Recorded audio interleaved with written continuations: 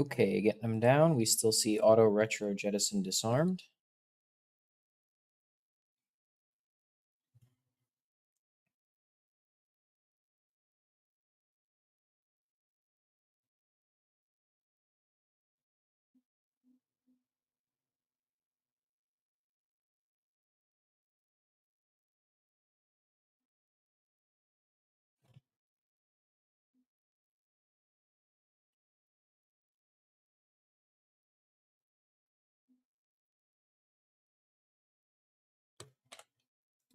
Let me get the exact checklist for him. This should be re-entry. Exact checklist is re-entry checklist.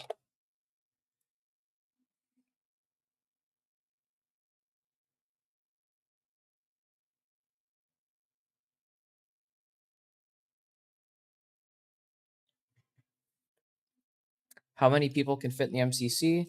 1, 2, 3, 4, 5, 6, 7. 7 people. 7 useful people.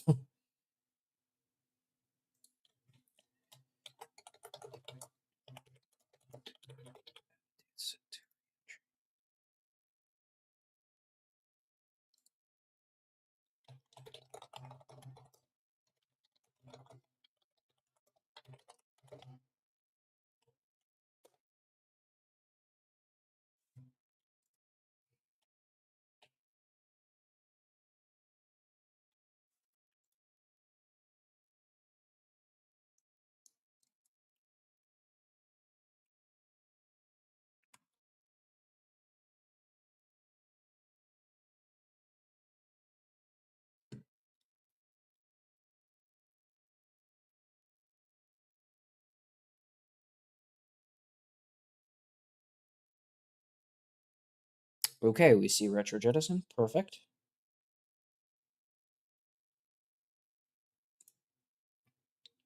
Good.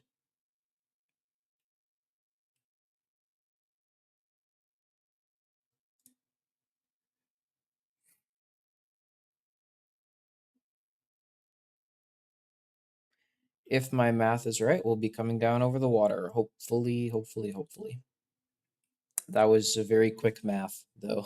That was probably not good math, but we'll see. Spacecraft systems.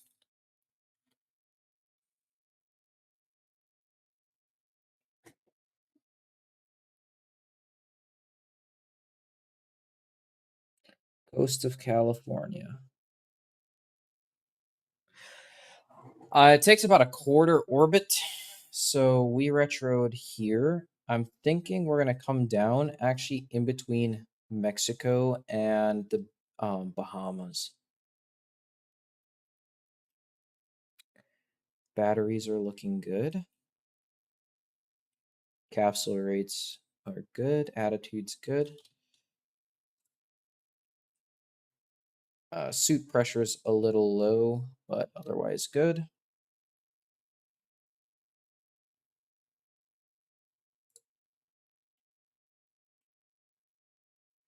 California.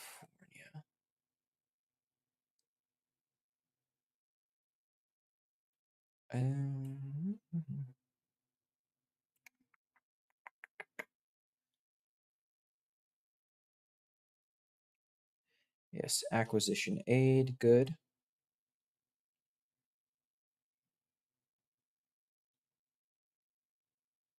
Good. Okay.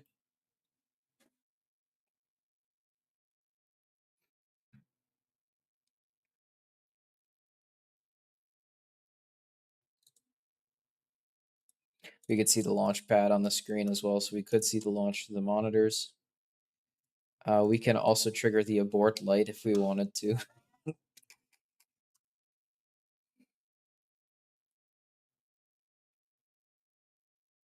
We do a little trolling. Let's see if you notice that. Beep boop.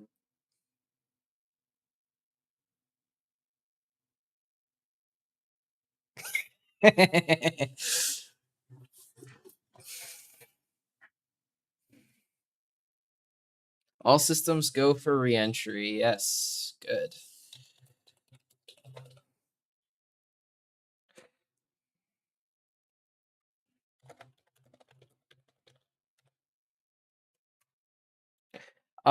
Yeah, no, this part, Apollo mission control is already complete. Like Apollo mission control is so advanced. Let me yes, multiplayer is still in alpha, but let me show you guys a screenshot from the Apollo mission control real quick.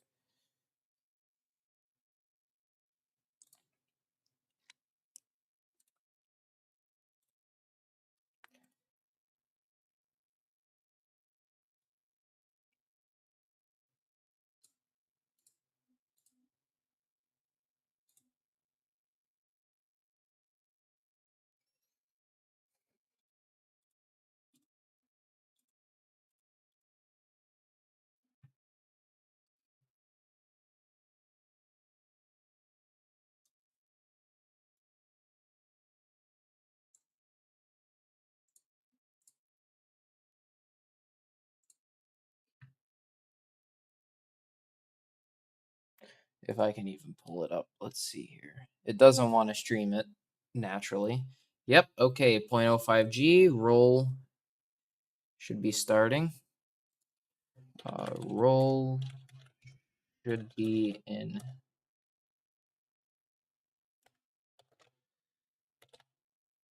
Make sure roll weight handle is in.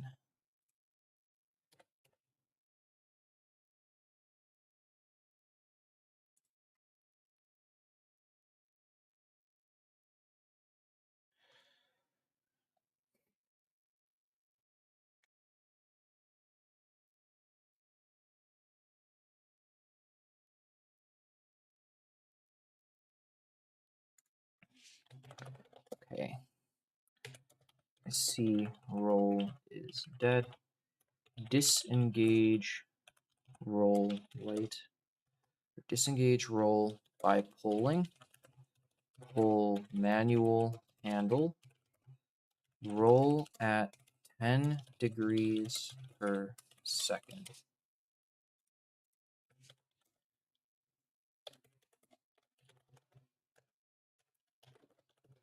We got blackout now.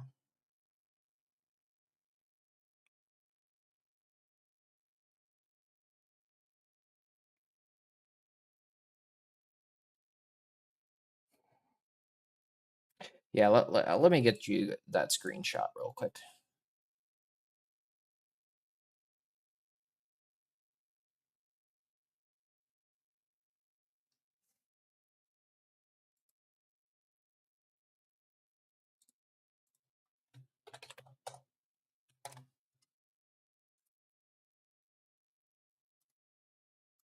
Save the screenshot.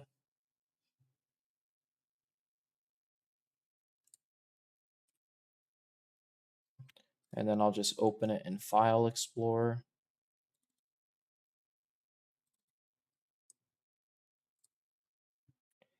There you guys go.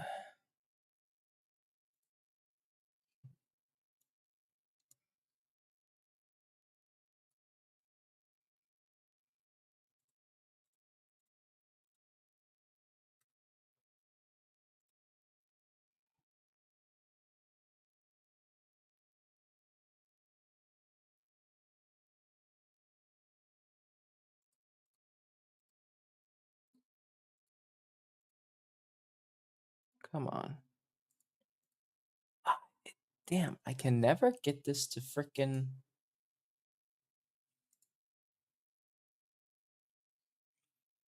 Whatever. Let's just do image. Perfect. Got it. Got it. And browse. And here's a screenshot of mission control. All right, I just need to transform, fit to screen. Here's a screenshot of mission control for you. Take a look at that.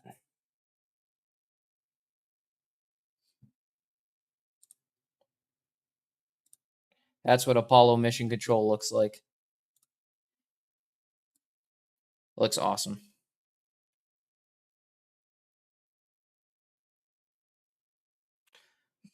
We are shallow in the corridor.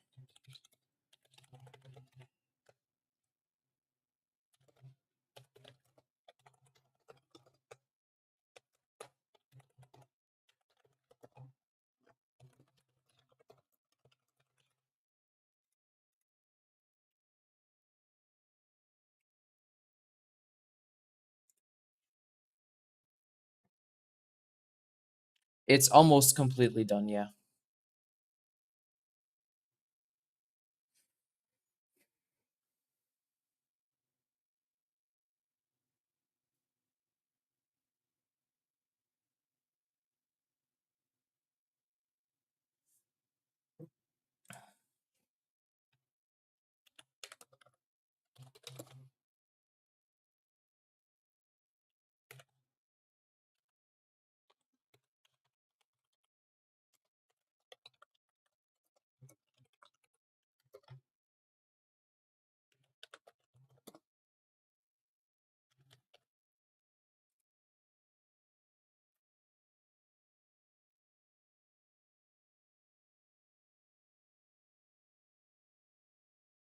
Yeah, Mission Control's been out for a really, really long time.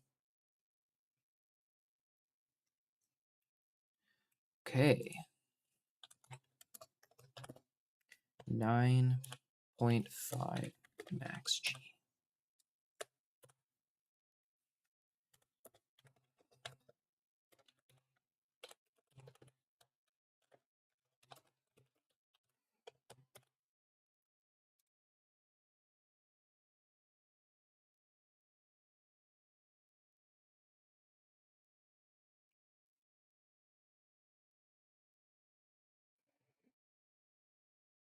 Is built-in voice chat in the sim, or do you need Discord or something to get voice comms? Built-in chat is in Apollo. It even filterizes the audio, which I might actually turn down since he was having a hard time reading. Mercury does not have the voice chat integrated. So you can do it by text or on Discord. That works too. Most people actually just use Discord instead of the built-in Apollo comms because it is a little hard to understand people, but it's better in the Apollo comms because you can talk to other stations without talking to the astronauts, just like in real life.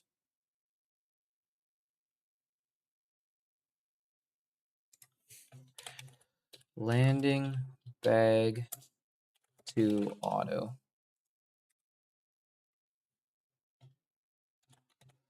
Landing checklist run.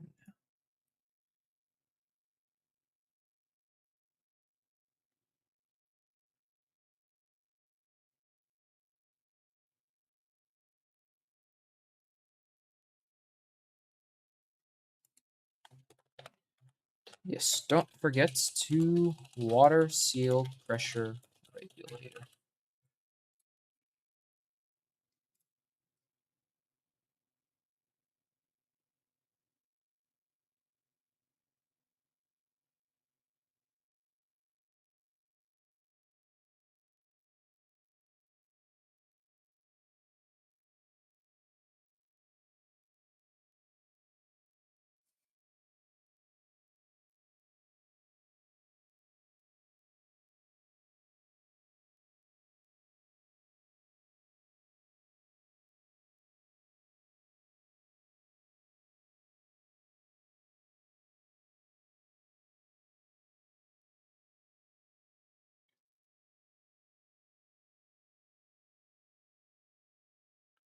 Hey, I watch N9 Gaming too. I'm on his Discord.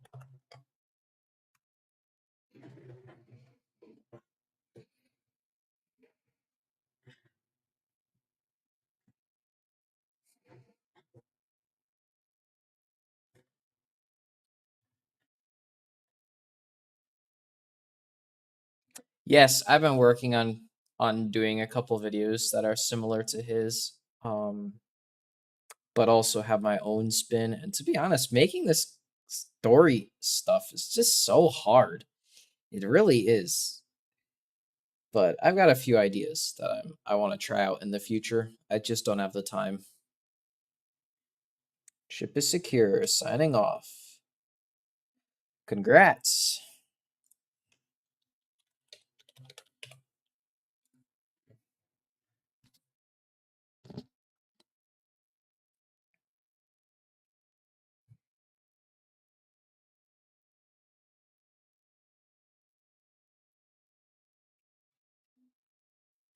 Okay, 50%, 40-ish percent manual fuel remaining. 60% auto fuel remaining. All batteries good. Oh, it was really good fuel efficiency there.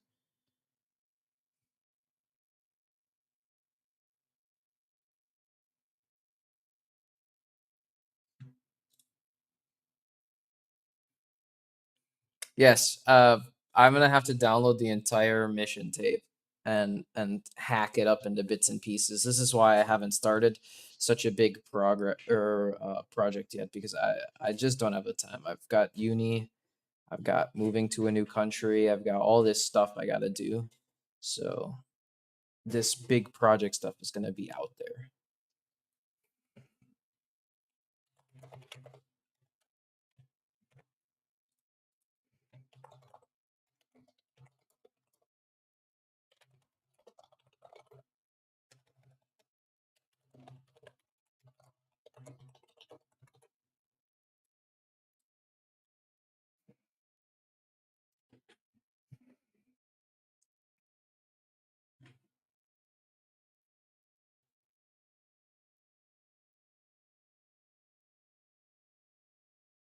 All right.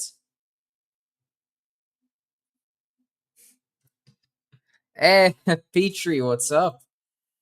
Thanks for joining. Just a little bit. I just joined in, calculate a new retro time. I'd hate for him to land on land. So we finished that. But if you guys wanted to stay and chill with me, we could do a little bit of Elite Dangerous or something. Oh, so while we're here, actually, Peter, I wanted to show you something real quick. I wanted to know if this was some graphics thing that I had a problem with, or if this was just a regular graphics glitch.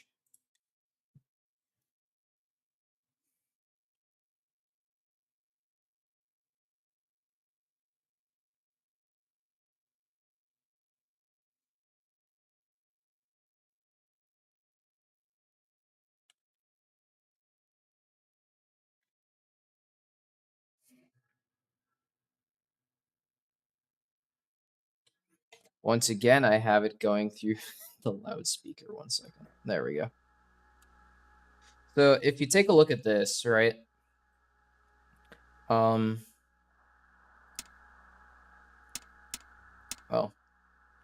that happens very rarely where the switch is in the both position graphically, but not physically. That I'm not concerned about. It's if you come over here, take your batteries on, and you do all your checks as you're supposed to.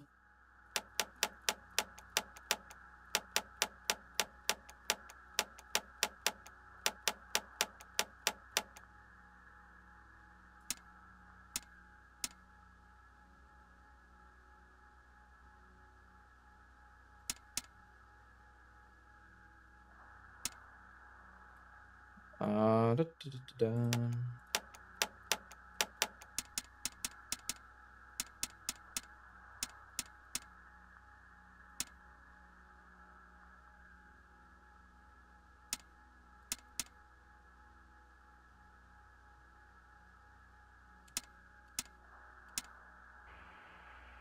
right? And you come down and you start time skipping.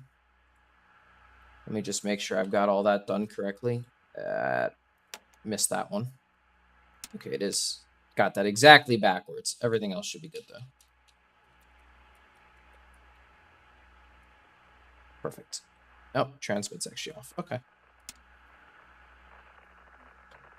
And you start time skipping. Every once in a while, let's see if it'll do it.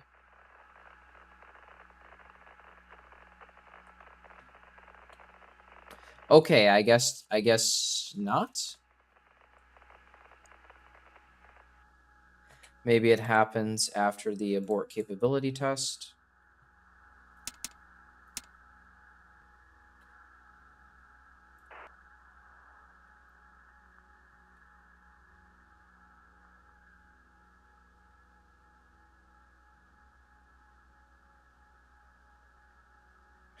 Capsule squibs.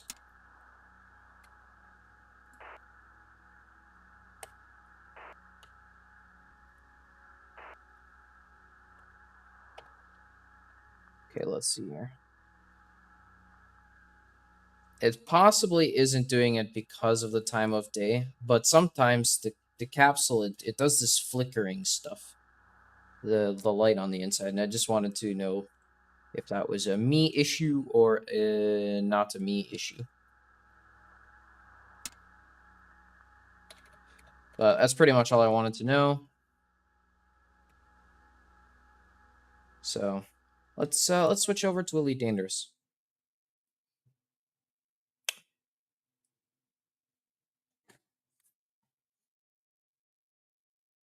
We'll try to reproduce it. Yeah, it happens only every once in a while. I think this sometimes it doesn't happen. I think it might depend on like this time of day. I think you've got it synced up to the actual computer clock, if I remember correctly. So it might just be that I have to reproduce it at nighttime.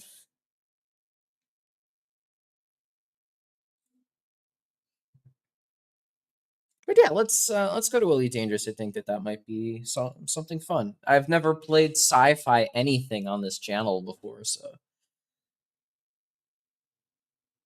See, that's the thing. I've never had the flicker on Gemini. For me, the graphics glitches always started with the back in office next week could discuss on Discord. Perfect. I always it started with the really bright whitewashed earth, and it's never, and then it's after that got patched. It was always little finicky things that I didn't really care too much about, so I never really made a report about it. I think this is it. Yeah, there we go.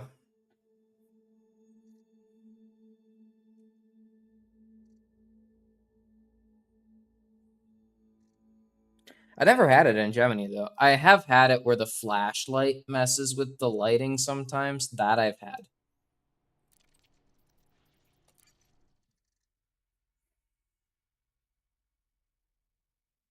Yeah, the clouds. The clouds do it too. I wanted to do a polar Gemini flight because I know it's possible in reentry. And please, Petrie, don't patch it. I know it's possible in Gemini. It's not in the real life, but you can do it in reentry.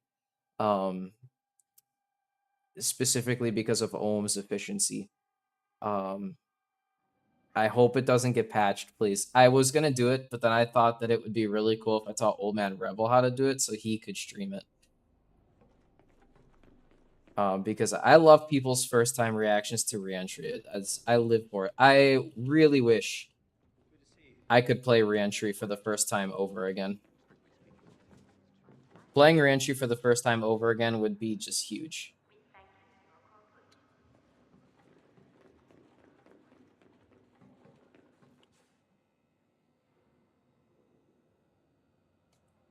Can you do it for Apollo? Apollo might not have the fuel efficiency to make a polar lunar orbit. But you can absolutely do custom landing sites. The only problem with that is that I would have to take actual radar topography of the lunar surface, and somehow be able to express that topography in only 5 vectors on the computer. So this sort of thing can be incredibly difficult to do.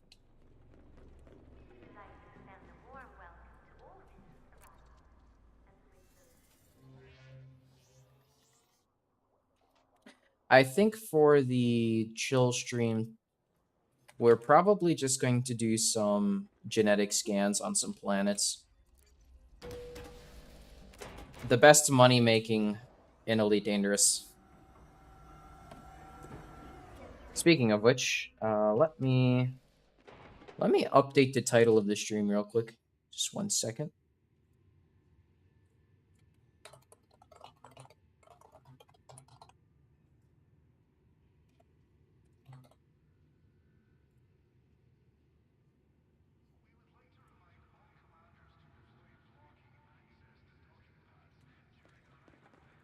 Yeah, I don't know if they have the fuel. They might. And you know who would know? The NASP devs. I was actually thinking about not doing that and doing Apollo 7 instead. That's what I was going to do. Apollo 7 is 2 launches.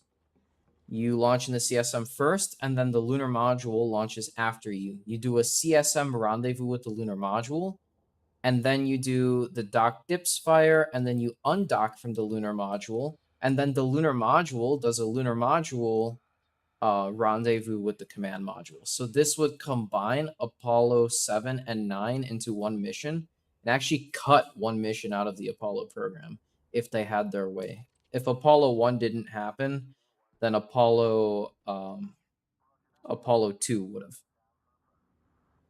And that would have been what you got.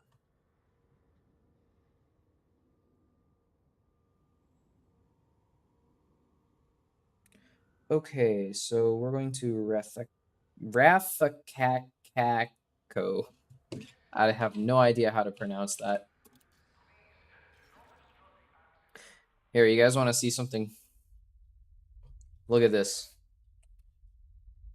This is a 1-to-1 scale of the entire Milky Way galaxy. And you can even visit the black hole.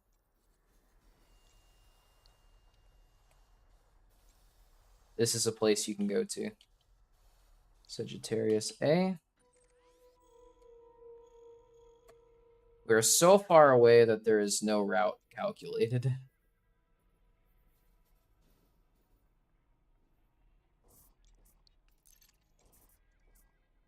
But just look at this. Is ridiculous.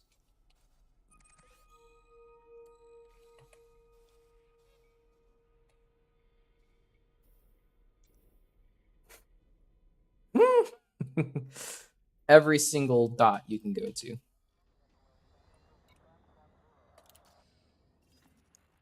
We are looking for Rathacacco. How long would it take me personally to get there? Months, probably, with my frame shift drive. I'm getting a fleet carrier soon, which would then just take a matter of about a week and a half.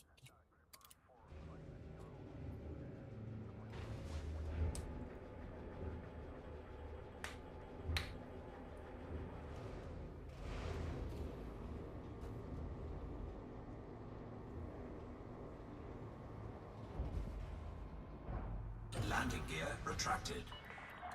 Ship is released. Regulate your speed until free of station. Yeah, what was that about regulating my speed until free of station? No idea what the hell that means.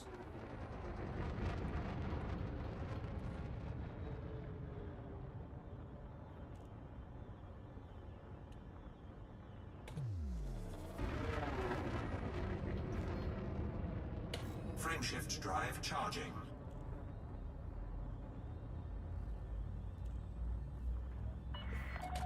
You've now exceeded the no fire zone. Have a good flight, Commander. Most amazing engine color. 3, 2, 1, engage.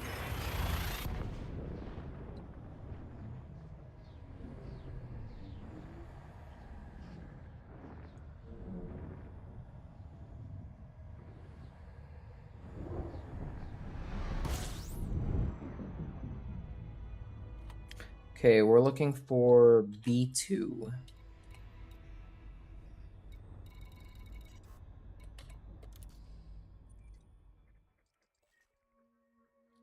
A, B2. Here we go. I know that this is B2 just because I know their numbering convention, so I don't need to do the full spectrum scanner, the honking ridiculousness. Fuel scooping.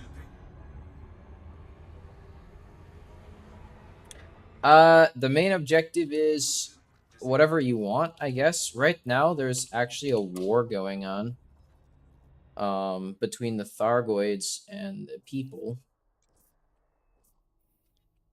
So if you want, we can come over here and actually do some do some rescue from the stations over to a rescue ship if that's something you're interested in. It's a little bit less money than exobiology.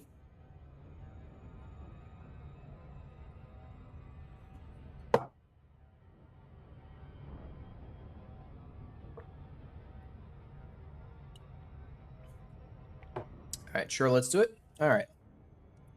And I'll turn this puppy around. Let's see, how long will it take to get there? Ah, not long at all. Perfect. 3 jumps. Sounds good to me. Let's turn around. Frameshift drive charging. Frameshift hat wieder aufgeladen.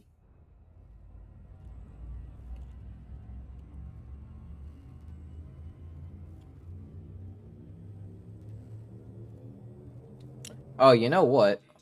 Hold on. I can't go here first. I need to go here first. Really?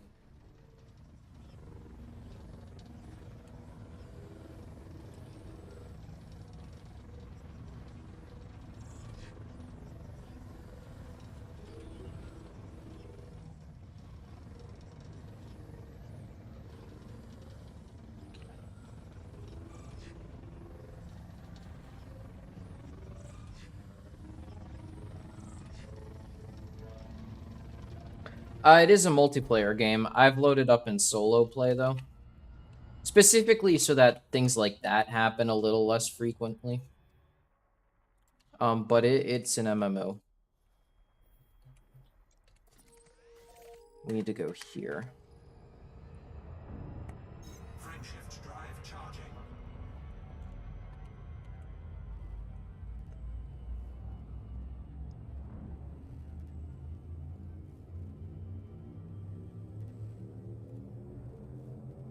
Four, three, two, one. Engage. We're gonna need to grab a couple things from a space station.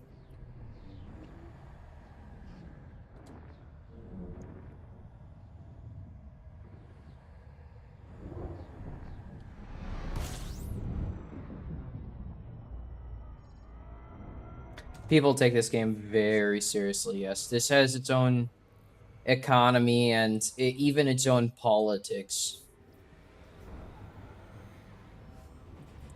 It even has news. Like, look at this. Temperature critical.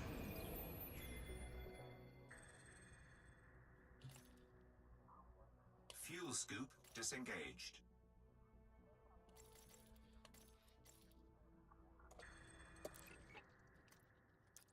Emperor Arisa ambushed Frameshift drive charging. in Cubio system. Emperor Arisa survived an assault on her convoy in the Cubio system. Imperial Guard pilots fought off the perpetrators in a brief but intense firefight. The Four, three, two, one. Engage. Exactly. returning from a state visit to Cubio 3, where communities across the planet were hosting a biennial harvest festival in her honor. En route to the orbiting INV Akenas Valor, a squadron of unidentified ships dropped out of Supercruise and attacked her shuttle amidst the dozen Imperial Guard vessels protecting it. Callum Tornquist wrote the following for the Imperial Herald. As far as we've been able to ascertain, the conflict between these shameless aggressors and the Imperial Guard was significant. There is no doubt that the Emperor was the target of a mission in which no participant expected to survive. Thankfully, the overwhelming skill and firepower of the brave Imperial Guard were able to screen the Emperor's shuttle from severe damage. The hostile vessels were destroyed in short order. Senator Denton Patrias labeled the attack as outrageous as it was foolish and proposed an increase Fuel scooping. in the Emperor's security presence for public appearances. He stopped short of blaming any specific entity for the attack, but claimed that the Fuel scoop disengaged. Empire's traditional foes have nurtured their true ambitions in the shadow of the Thargoid conflict. Denton also stated that further aggressions would invite a reminder that the power and resources of the Imperial fleet can eradicate human threats just as efficiently as Xeno ones. Princess Aisling, who regularly uses QPO as a headquarters for her many state programs, condemned the incident as a regrettable act by the lost or desperate and spoke of her relief at her aunt's survival. At the time of the attack, the princess was in Duanta as part of her collaboration with the Aegis Initiative. Yeah, so there's news. This game is a little ridiculous. I wish this game and Star Citizen had a baby, because Star Citizen is everything that's missing from this game, and this game is everything that's missing from Star Citizen. Will I ever do a Q&A sometime in the future? Absolutely, yes. My next long-term availability starts about the 15th or 16th. This is when I'm available for long-term, more long things, and I'm available until the 24th, I want to say. I'm flying back to college pretty soon, so then I won't be available until I move back into my dorm. And then I'll have some more time up until, midterms and finals. So I always, when I'm not with family like I am now, I always make as much time as possible to make streaming. Since I know that once college is done and I get a job, it's going to be next to no time streaming, pretty much so.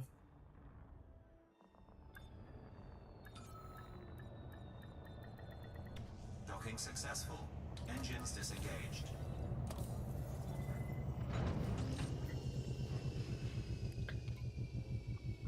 So let me take a look at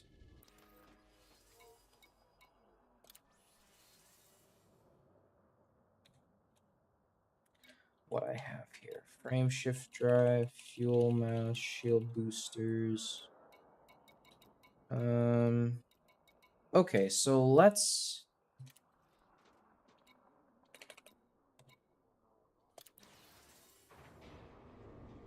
come to outfitting.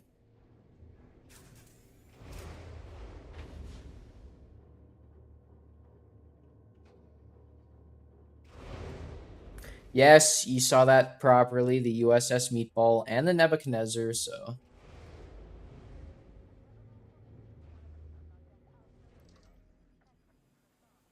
I do absolutely want to continue YouTube in my spare time.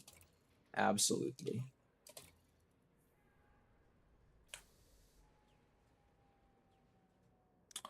Definitely gonna need this pulse wave xenoscanner.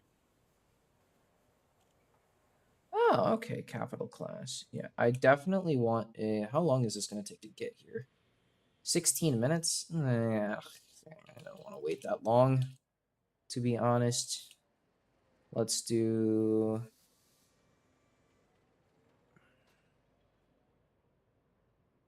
Let's absolutely do this. Get one of these.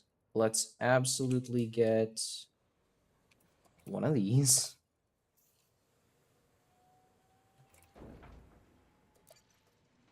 And then let's come to We don't need any hard points, to be honest. What we do need is we can actually store this. We can store this. We can actually... Well, let's keep the fuel scoop just in case, but we can store this. And I think we'll start with this. So let's get...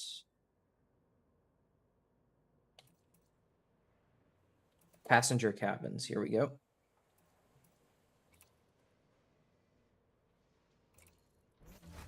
Or this one, let's replace with... No, not replace. Store. Let's see what I have. That's good. Let's see. I've got 4, 5, 6. Here we go. 6, 5. Let's get another 5.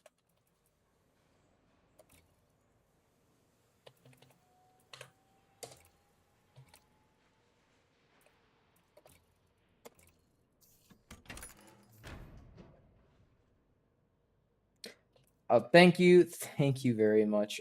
I do appreciate it. I always wanted to become a teacher. It just doesn't pay enough to live. So we'll store 4 here. And do I need a fuel scoop? Do I need a fuel scoop? Probably not. I'm gonna run one mission with it just in case. Let's get a 3. And we're definitely not going to need the docking computer at all because stations that are on fire don't have docking at all. Experimental weapon stabilizer. That's interesting. That's new. So let's get another passenger cabin.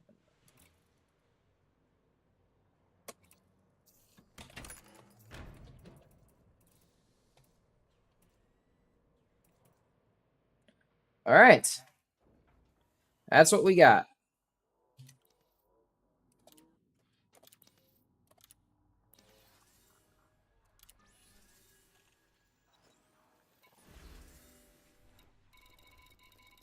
Collect resources from Darkwood's fire site. That's not what we're going to do. We are going to come to here. And we are going to come up to this one. And let's take a look-sees. Thargoid invasion. Seems about right to me. Let's go.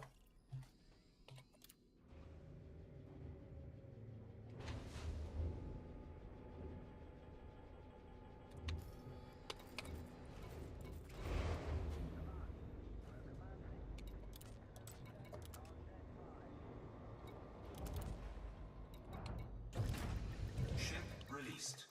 Engines engaged. Landing gear retracted.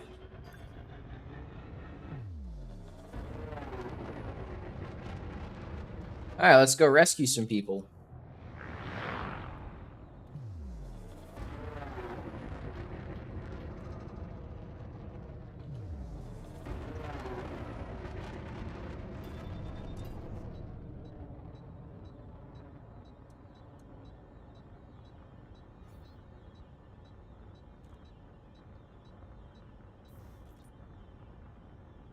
Frameshift drive charging. Frameshifter wird aufgeladen.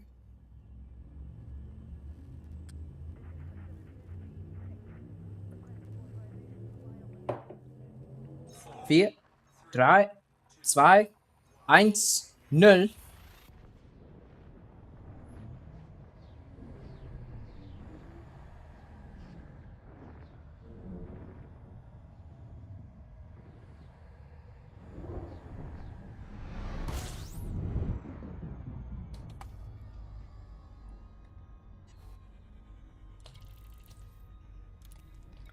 Okay, so it looks like there is no spaceport here. Rather unfortunate.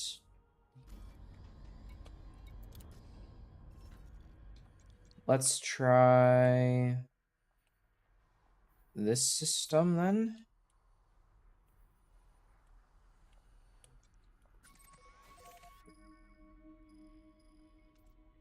This has less population. Hold on.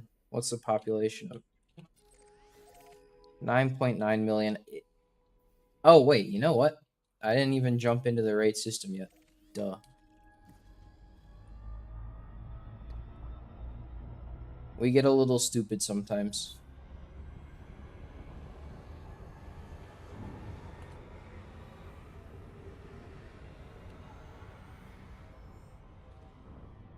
Frameshift drive charging. Friendship drive charging.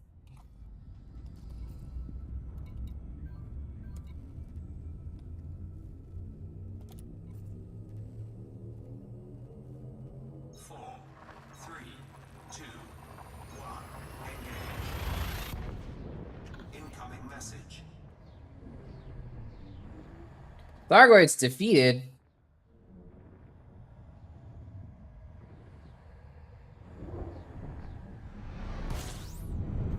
Well, that was fast.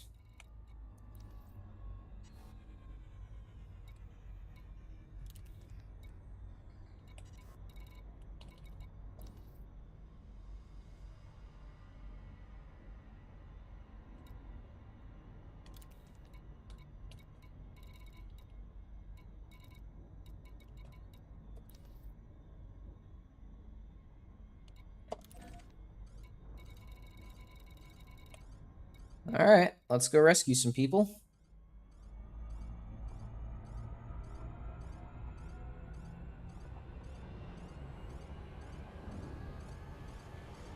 Warning. Temperature critical. Hull integrity compromised. Really?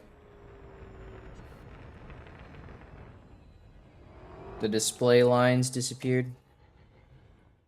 How do I get those back up? The orbit lines.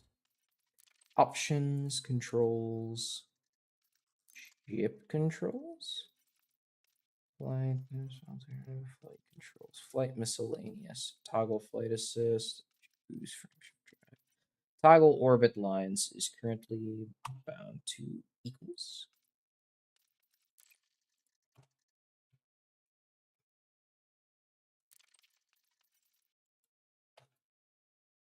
Okay, yeah, so that's that one. Okay. Frameshift drive charging.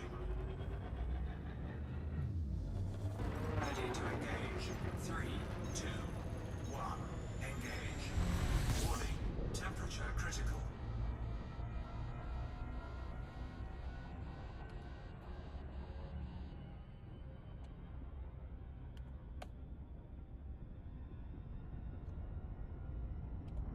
Yeah, the orbit line seems to be having some funny thing. That's quite alright. We'll just go where we're supposed to go.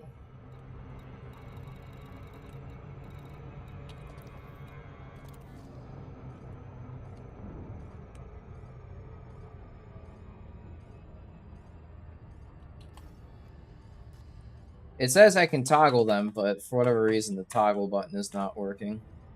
They freeze to the screen. Interesting.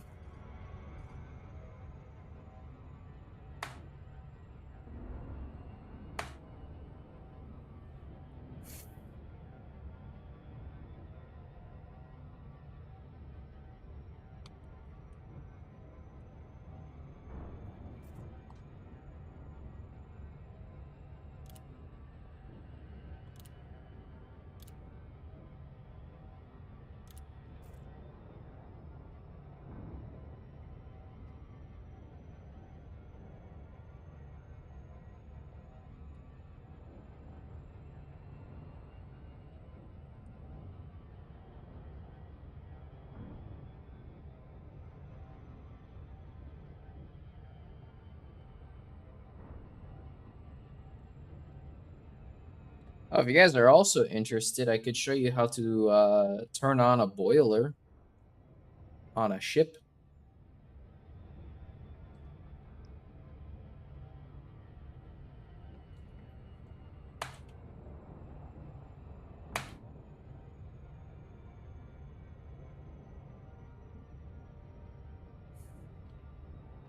But yeah, take a look at this. When I turn off the orbit lines display, they all freeze in place, which is weird.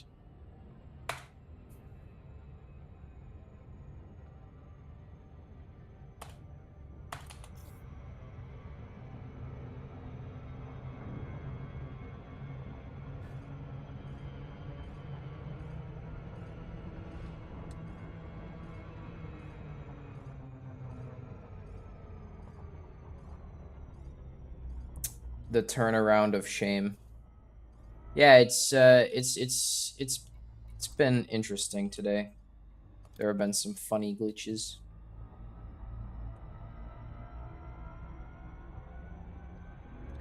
Hello, Skinky Bee.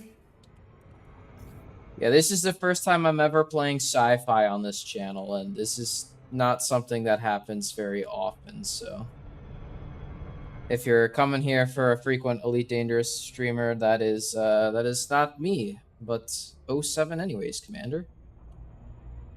I don't frequently play. I've got an Anaconda, and I'm pretty happy with that. I mostly do flying real spaceships like Apollo spacecraft and stuff with very, very accurate simulation.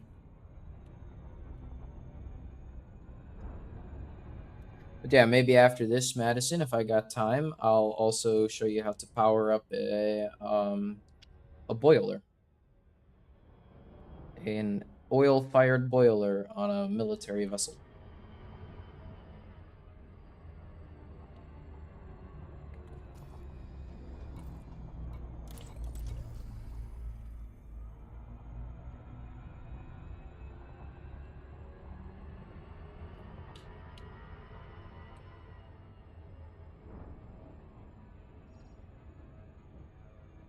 Orbital flight engaged.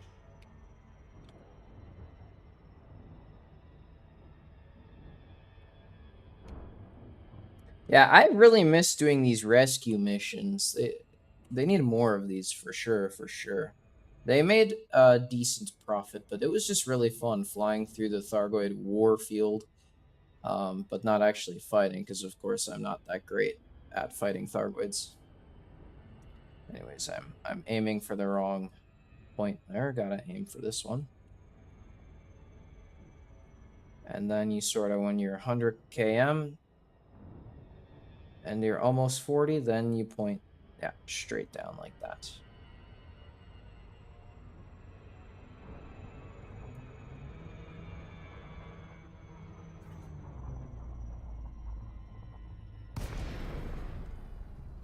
Yeah, exactly, exactly.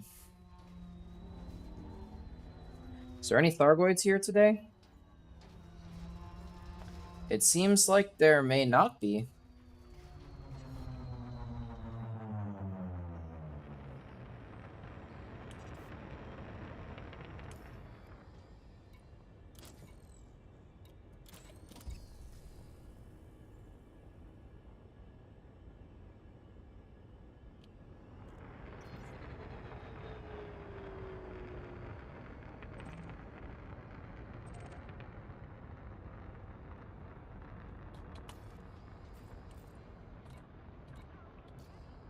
Yeah, no Thargoids here today. That's nice.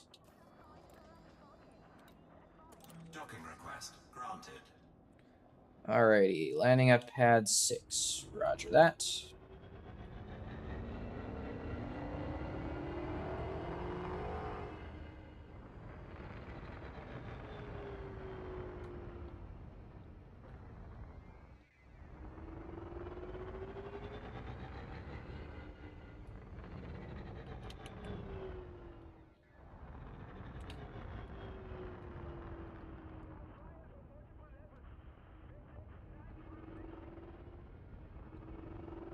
Well, this could be a classic case of they did secure the victory in the system, but this could also just be a classic case of as soon as I land, we're gonna get anomaly detected after one after the other. Yes. Warning, landing gear not deployed. Landing gear deployed. We are keyboard and mouse, so Hopefully our landing skills are alright. Docking successful. Engines disengaged.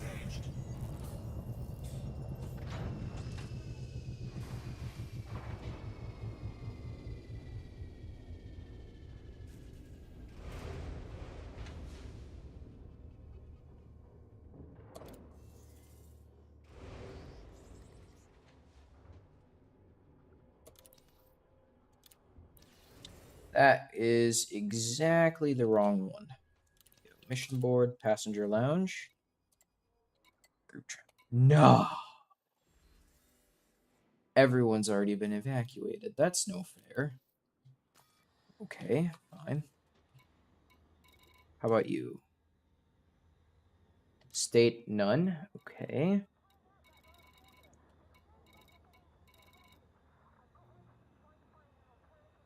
Well, isn't that rather unfortunate?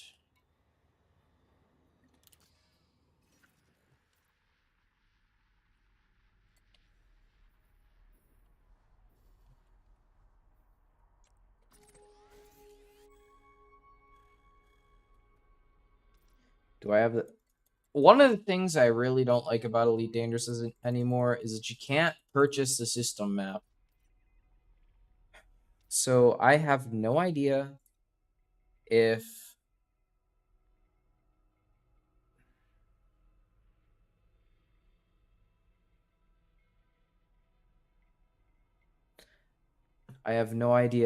there are people still there.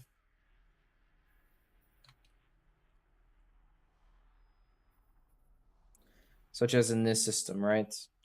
Like this current system has it, and when we click this, oh, look at that, post-Targoid recovery, right? Let's try the next system. I got here, and literally the second I got here, it was like, psych, we defeated the Thargoids. Like, fuck.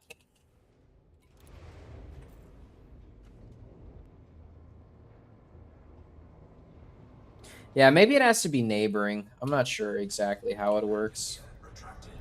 But it seems like less and less. Like, you can't really buy them anymore. But we've got our trip here to make. So we'll try it. We'll find one. I really miss these passenger recovery missions, so I hope that this is still a thing. I remember 2 years ago doing these. But this is Thargoid controlled. We're jumping to. So we've really got to be careful. I have no weapons. I've just got one caustic heatsink, one shutdown neutralizer, a regular heatsink, and that's it. That's all you need to recover passengers. The rest of this thing's loaded with passenger storage.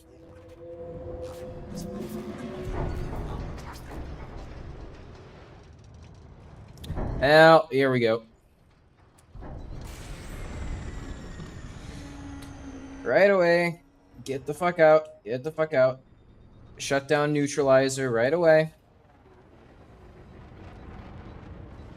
Warning. Shield breach attack. Under attack. Taking damage.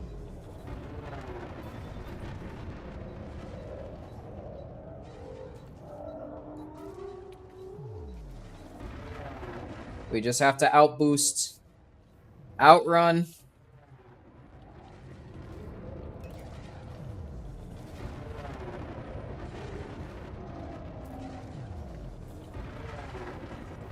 Cannot comply. Frameshift drive charging.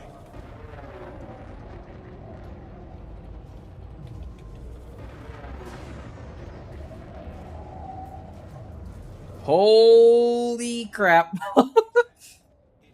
All right. Definitely going to have to come back with a shield cell bank, that's for sure. All right, shield cell bank it is. Shield cell bank it is. Well, they got stronger, that's for sure.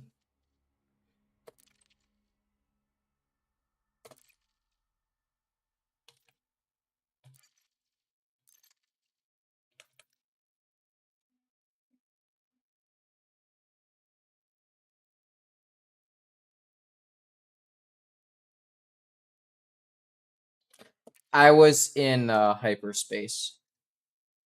I was not interdicted at all. So there was nothing I could do about it.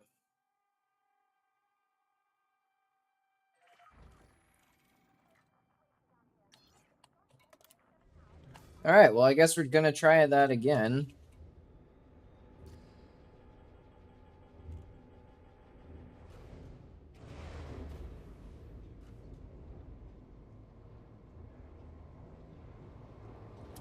I unfortunately can't go and get a shield cell bank Engines engaged. because we are in a Thargoid system. Thargoid war zone. So that's unfortunate. So we'll try it again.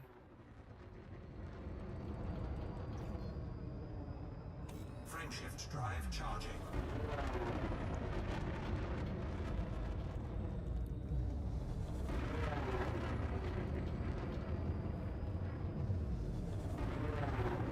I love the Thargoids. I'm absolutely fascinated by them. I just don't have the time to fight them.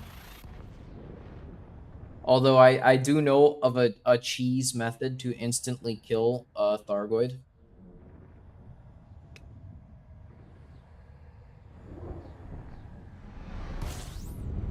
Engineering has made this game incredibly balanced. Yes. Fuel scooping. Elite Dangerous is a exploit-free game after engineering.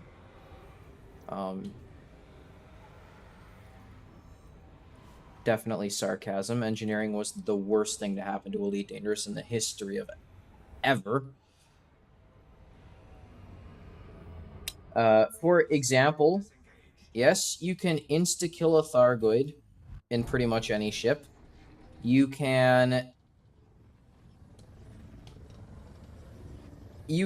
get a healing beam laser, and as long as you're hitting a ship, you can sustain 6 ships worth of of of of weapons fire.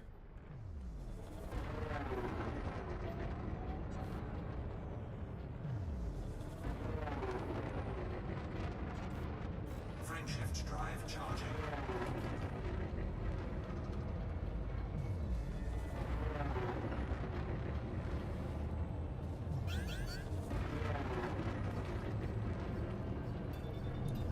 Four, three, two, one. Engage. Woo! Outran the missile.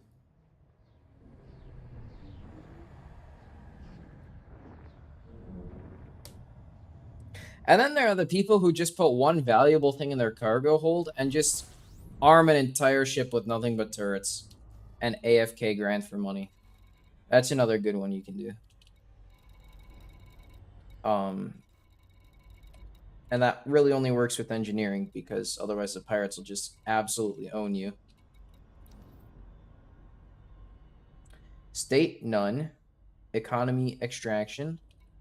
Under attack. Let's go here and see if there are even people left to recover. Fuel scooping. Oh, and don't get me started about when you first start out in Elite Dangerous, you go in, Scoop. Disengage. you know, and then some random online person comes in, interdicts you, and completely shreds you in a fraction of a second. Now, engineering was the worst thing to happen to Elite Dangerous. Elite Dangerous is no longer about skill. It's about exploit.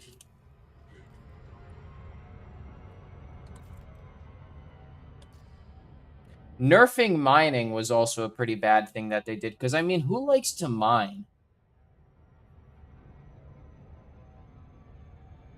Who genuinely likes to mine, right? So nerfing mining, like the double overlap stuff and the low temperature diamonds, nerfing all that was just absolute terrible decision because people were actually mining and having a good time in the game.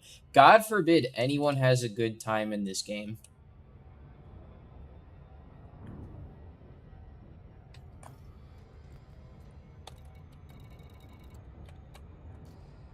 No, but for real, I do thoroughly enjoyed this game. I just wish it was in the hands of better people.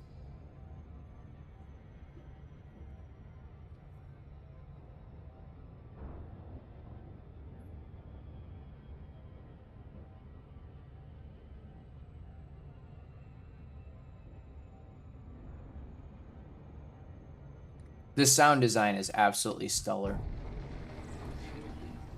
And yeah, avoiding Thargoid interdiction, impossible, so you might as well just submit.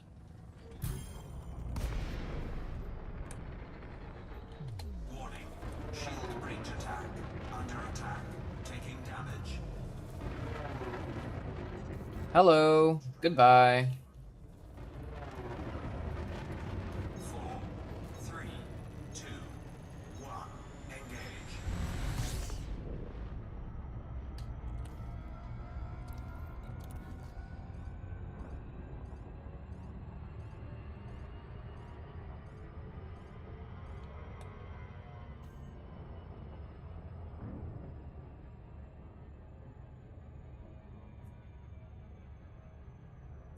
I really miss doing these though. Even though I blew up a couple times doing them, it's still good. You ultimately make more credits and you lose.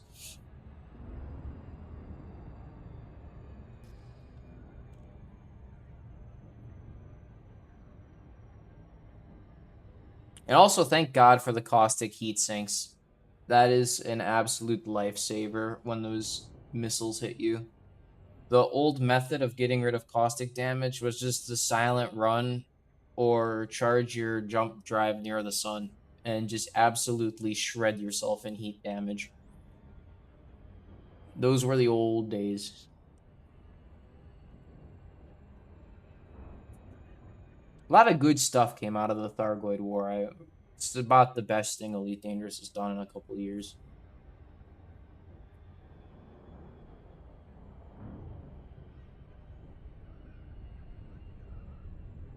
Horizons was absolutely great as well. It's just Odyssey, come on. Odyssey should have had VR. Odyssey should have had ship interiors. And FDev, they're just gaslighting everyone into thinking they don't want ship interiors, but everyone knows in their heart of hearts they want ship interiors.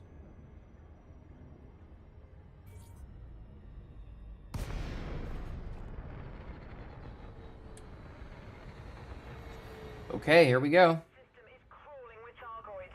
If we don't push them back, we'll be overrun. Think you can handle it? Nope. Shift.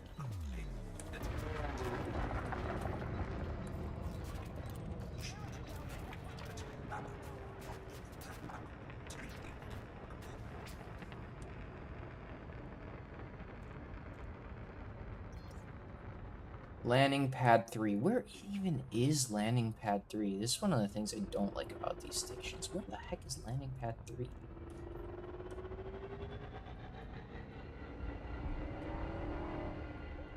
Where is it? There it is. Got it.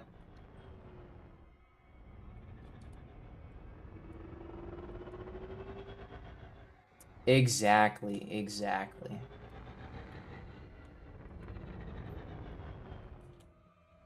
I do love the computer in your ship glitches out when the Thargoids are here. It's really cool.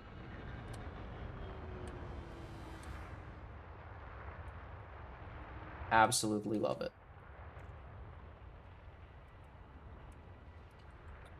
Warning. Landing gear not deployed. I just realized that. Yes, thank you. Landing gear deployed. Good thing I upgraded those thrusters with a little engineering. Or I would have been smacky smack.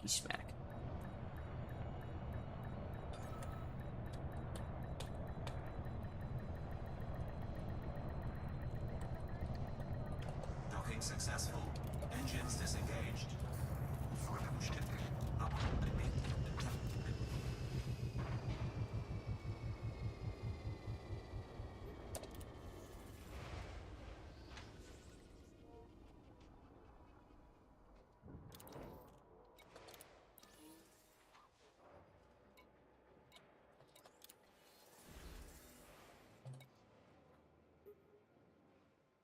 evacuation of these people.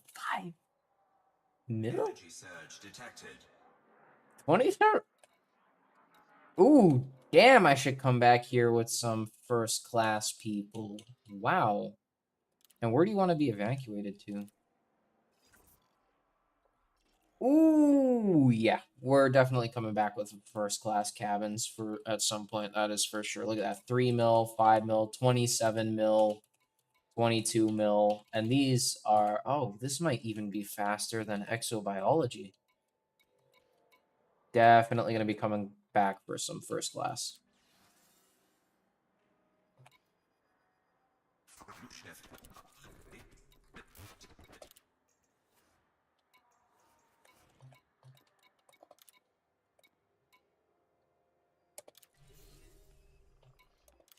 Take the people who pay the most, naturally.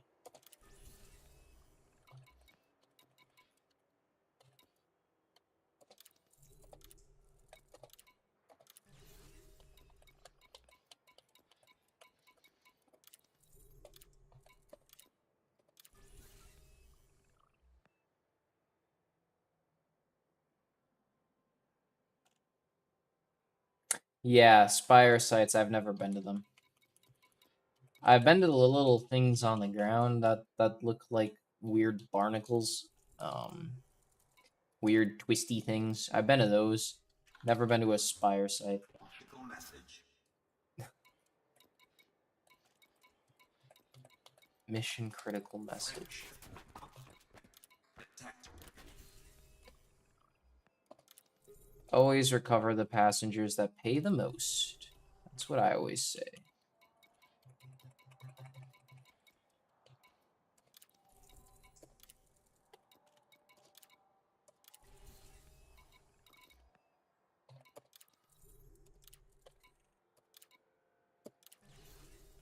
There we go. We have Incoming mission critical message. filled out completely.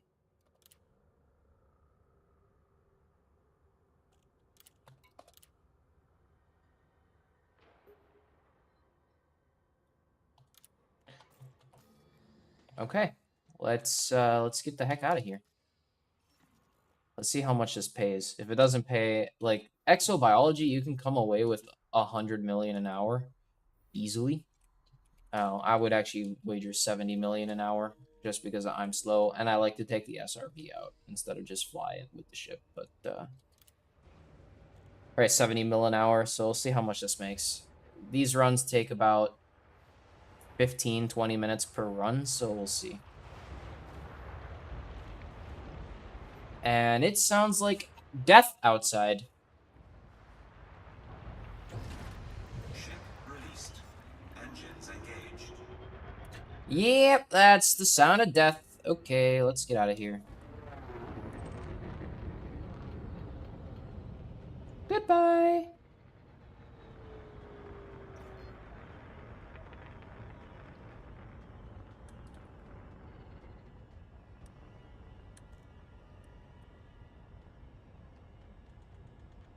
Okay, all right. Xenobiology, approximately 60 million each. Yeah, it's very lucrative. I played for just like an hour, 15 minutes, and I think I got 158 mil, Frameshift drive charging. something like that. It's pretty good, especially if you land a system with multiple planets in it. Because the more that are on a system with or like the more that are in one system, the more money you make for them all. And of course, the different strands make different amounts as well. Hit list of rich planets. Yes, there's a third-party tool I use for that.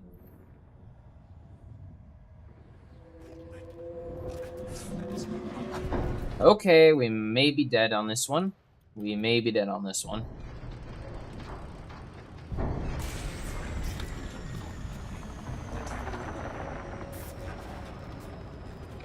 No, it's one Medusa and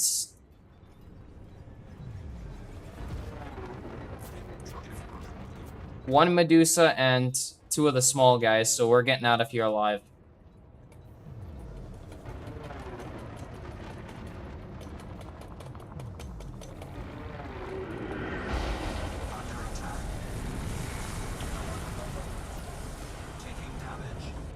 Son of a biscuit. Well, that was unfortunate. Drive disabled. You've got to be kidding me.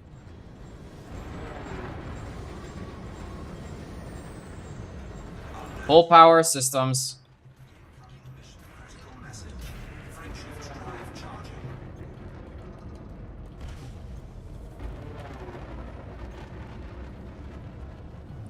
Oh my god. Recover escape pods? Nah. You guys shouldn't have taken the escape pods. Why'd you take them? Bye. Nope. Y'all are on your own with that one. Absolutely not. They panicked and took the escape pods. Nope. You don't do that. You don't do that until I tell you to do that. Now you done got yourself captured. Like, what the hell? Why'd you do that? We had 99% hull. There was absolutely no need to take the escape pods. You guys could stay behind. I don't care. How many passengers do we have left? Yeah, nah. Adios. Screw you guys. 4, 3, 2, 1, engage.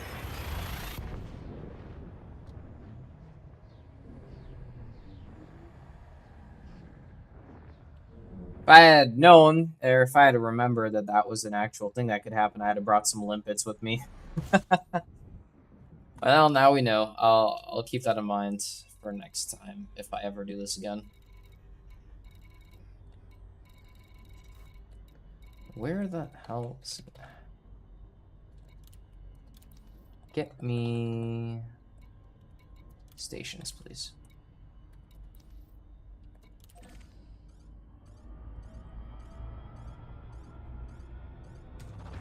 Fuel scooping. Like, wow, those passengers, they seriously just ejected themselves. No, I think it was the foreign body that latched onto me, but come on, guys. Grab your phase pistols, right? Grab your phase pistols, okay?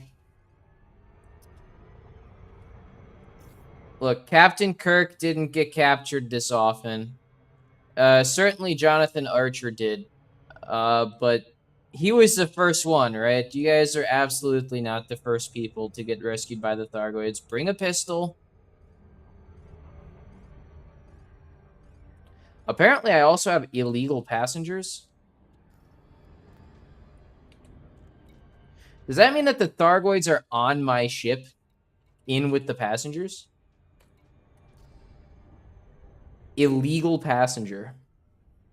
The Thargoids plant themselves on my ship? Or is this a Thargoid-controlled system? There's no way this is a Thargoid control system. This is where the rescue ship is. Come on, this can't be Thargoid controlled. That'd be absolutely stupid of FDev. No. So why illegal passengers?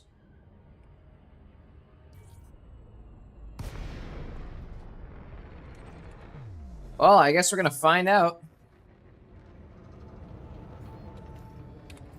Docking request granted.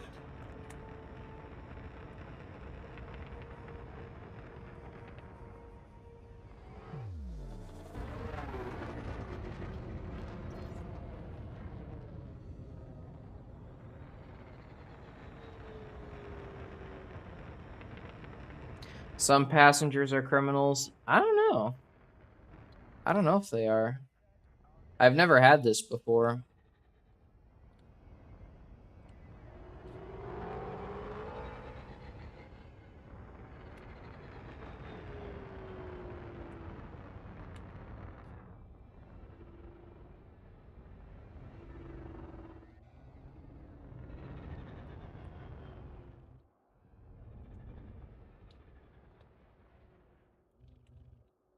The high class VIPs. I see. Yeah, those people make they make a lot of money. I might actually equip some luxurious passenger bays. Landing gear not deployed. Damn, I'm so used to auto landing. I never trust manual landing in my Anaconda, and I used to just fly the Anaconda 24/7 until I realized how actually ass the bigger ships are.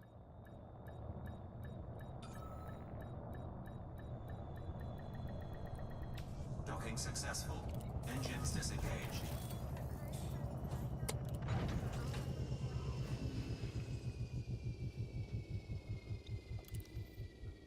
Passenger lounge. Wait, how do I turn you guys in? This is where you guys want to be, yeah? Yes. Mission board. How do I turn you guys in? Hello? Can I sell you guys? No, what? Hello?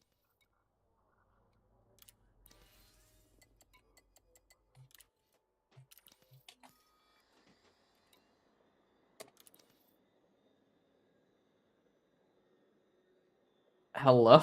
Hello?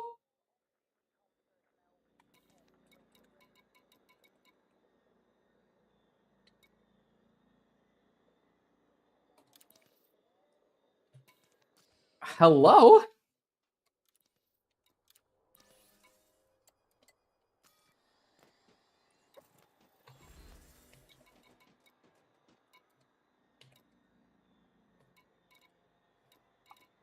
Oh, are they literally all gone? Is that what happened? They ejected every single one of them? Well, that's unfortunate. It is the drop-off location, I guess. Mission critical message.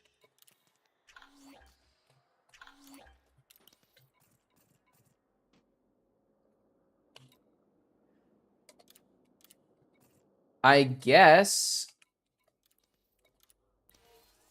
I can't complete any because they've all been ejected or something. This is exactly the Starport Federal Haven. That's probably what's up. Okay, all right.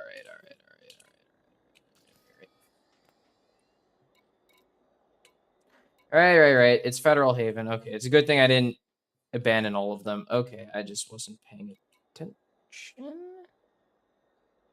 Huh? Okay, Starport Federal Haven.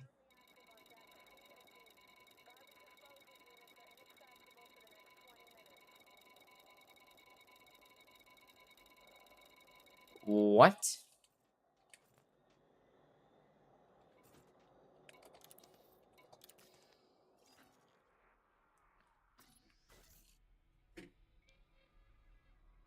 Oh, we went. Oh my god. Okay. Damn, I'm so stupid. Damn. Damn, I can fly an Apollo spacecraft. I can't drop off some fucking passengers on a bus. Engines engaged.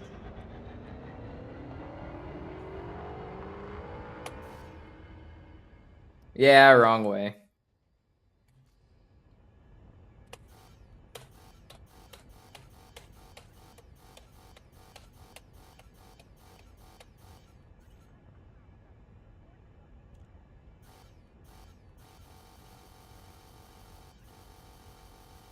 Frameshift drive charging. Damn, that's highly unfortunate. I lost. I think I abandoned 2, so that loses roughly 1 million, but that's all right. 4, 3, 2, 1. Engage. I think we're gonna go back to xenobiology. I haven't done the Thargoid content in so long. I'm so out of touch. I gotta watch a video on this shit again.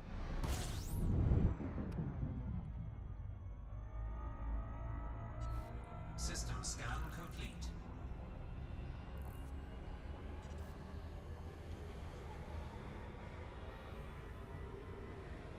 I wonder if you can engineer the Discovery scanner. Wouldn't it be so like FDev if you could engineer the discovery scanner to just honk once and discover the entire system? Shift drive charging.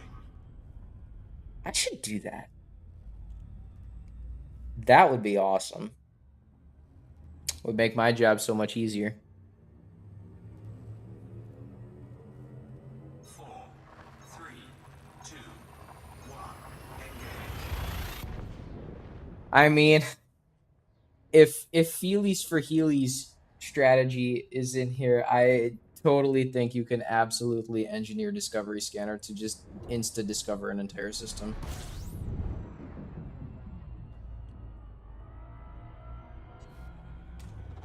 Fuel Absolutely gonna try that at some point.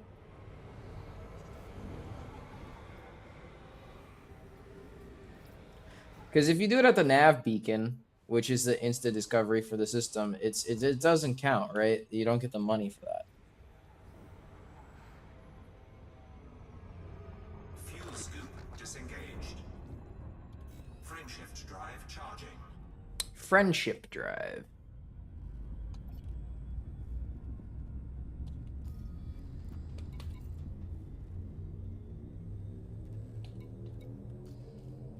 Four, three, two, one. Engage. Oh, the discovery scanner does actually, if you're close enough and use the discovery scanner, you do actually get discoveries on the FSS without actually having to scan them on the FSS. Incoming mission critical message. I like the FSS. It's very annoying to use. It does speed up the process just a little bit, though. Now you don't have to, well, fly to every single planet. Incoming mission critical message. Still, though, it would be nice to insta discover something.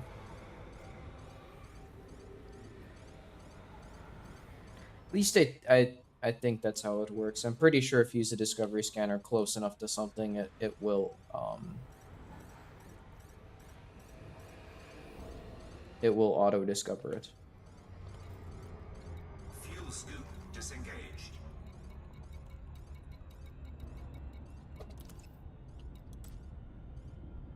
It could also be sensors, though. I'll look into it.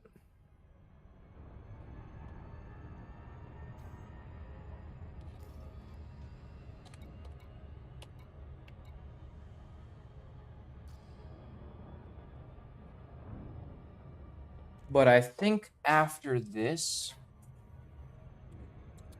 I'm gonna do the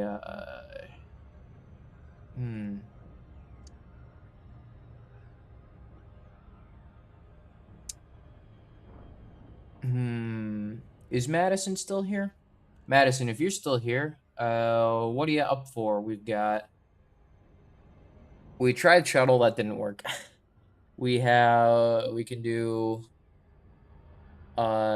ship's power plant startup. We can do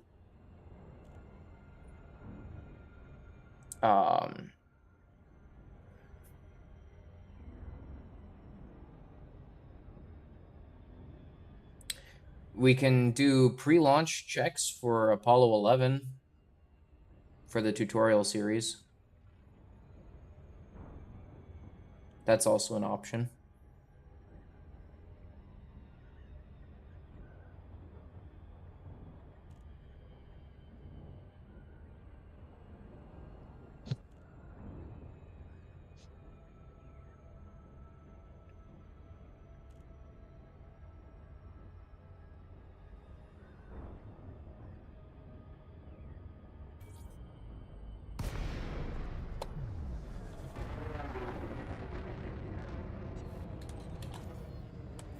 Docking request granted.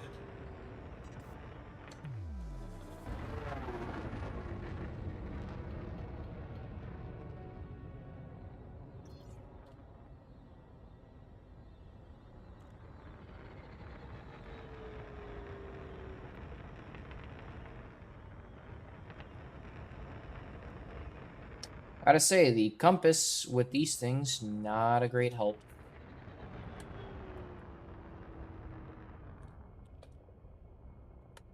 They're really nice in the circular stations, but with these layout of ships, no matter what landing pad you get, the compass is always showing the same Tracking gear direction. deployed.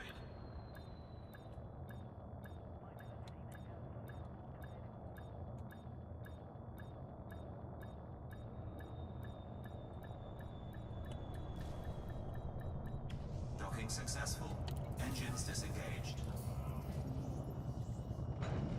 Right, there we go. That's more like it.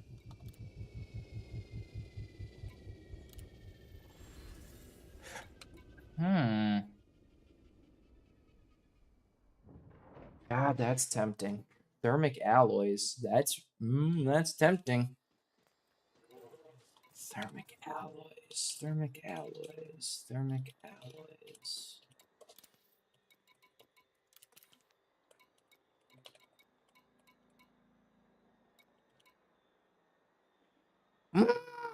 That's tempting.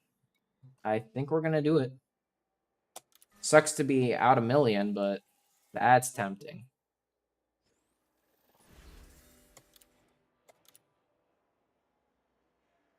Grade 3, not interested.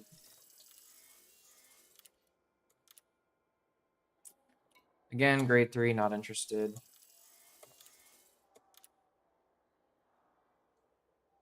Grade 2, not interested. Grade 3, not interested. Grade 3. Oh, but it is focus crystals, which are kind of hard to come by. Not interested.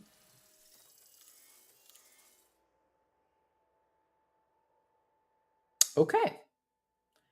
And we started with 503. Let's see where we're at now. 508. So yeah, definitely not anywhere near xenobiology levels of ridiculousness, but hey, these missions got me my anaconda, so they're all right.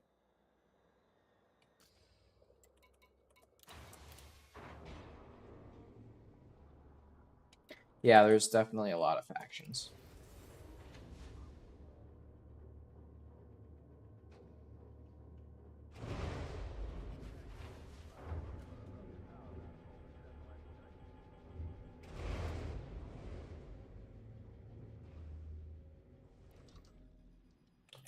All right, and case in point, I think we're going to occupied.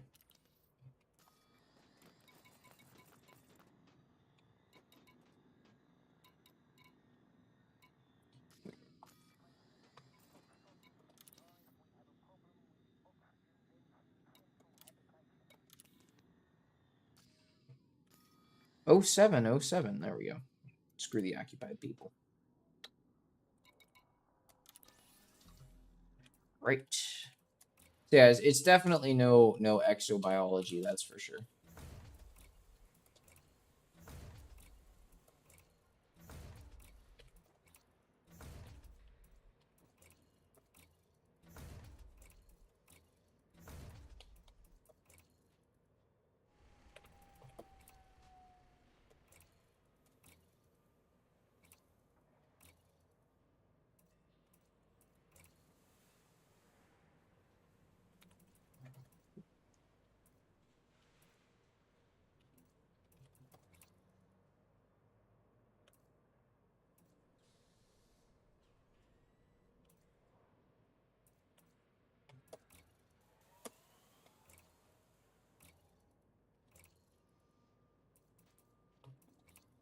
Did I have anything in these? I don't think I did. Oh, I did have the FSD booster, yes. Let's get that. I did have... I think that's it. Didn't have any cargo. Although maybe I should put cargo on this one, even if I'm doing exobiologies. I have come across crash sites and stuff that I wanted to check out.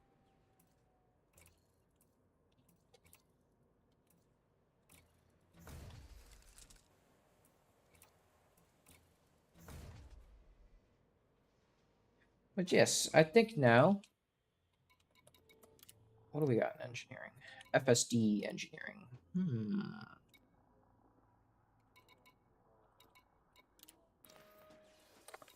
Okay, let's bring the Nebuchadnezzar over here.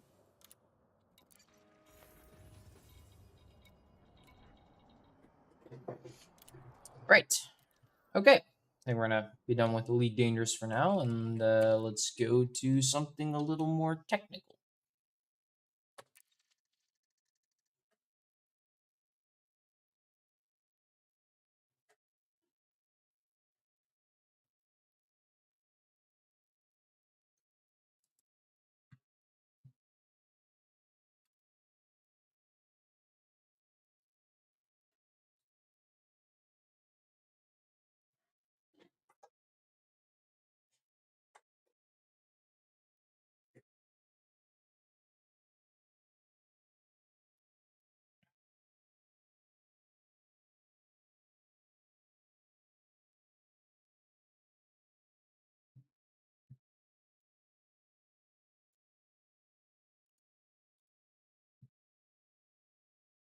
There we go. All right, thanks for stopping by. Happy Trails, Commander. I may play a little bit more Elite Dangerous at some point in the future, for sure.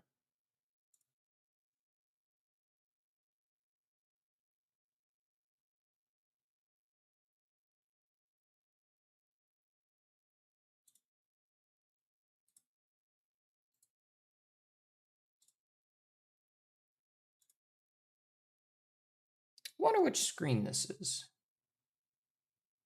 Well, I suppose there's one way to figure out. Cold ship 7. Is this the one with process overview? Nope, so it's definitely going to be the other one.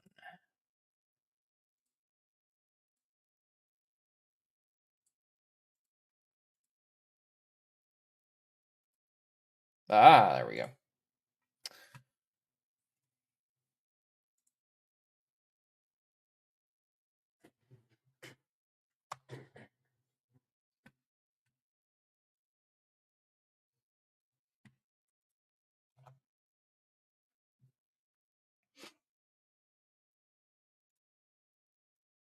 Okay. In.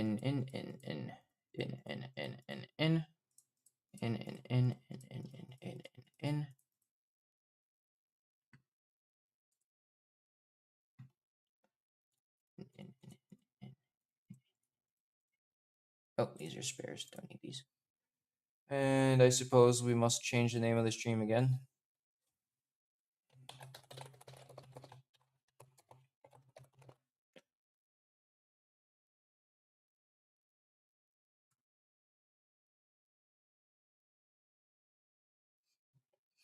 Okay. And we're definitely going to need all this. Right. First things first, you plug in all your emergency switchboard stuff. Reason is simple. Black start with the circuit breakers plugged in is easier. And now you can start your emergency generator.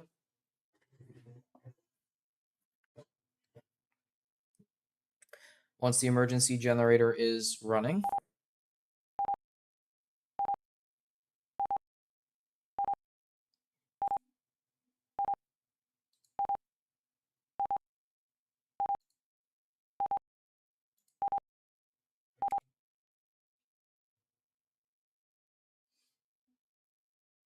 can put it to auto.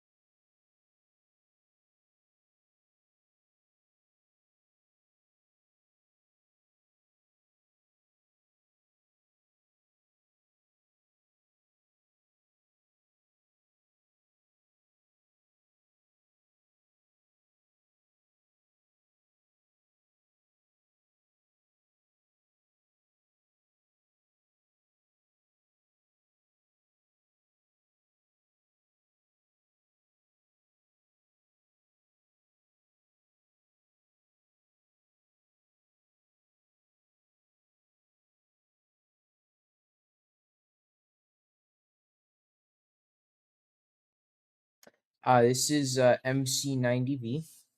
It's a military ship simulator.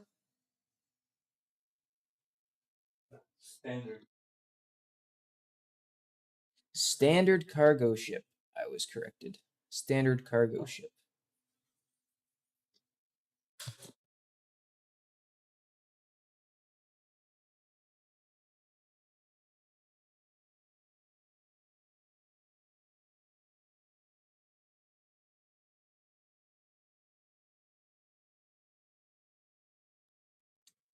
All right.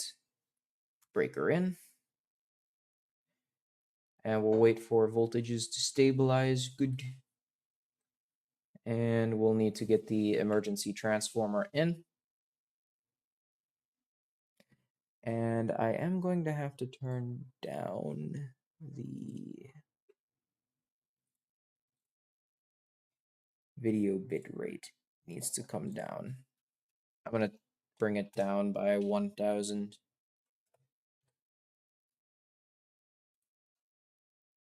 Should give.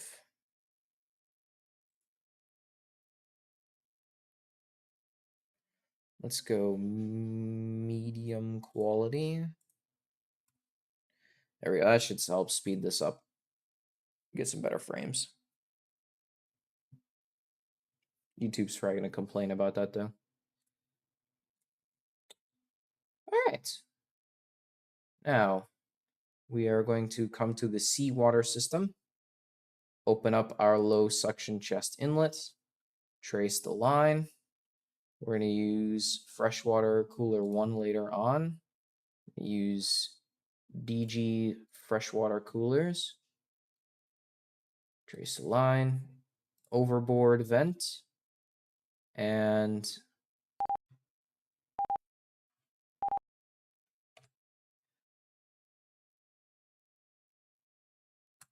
the bypass or the recirc line.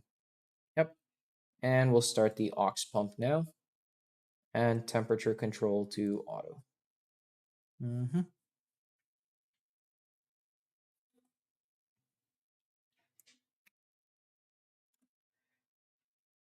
Now we'll come to DG1 and we'll turn the preheater on.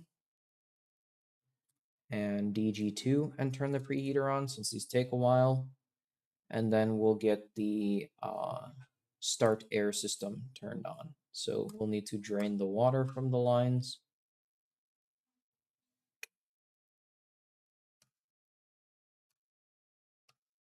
We'll open the inlet to the tank and turn on the compressor. We'll go to the panel directory and we'll get the emergency compressor on auto. And while that's building pressure, we will get fuel routed from the DO service tank. If there is any water, drain it. There is not. And now we will open up the fuel line and we'll fill the lube line.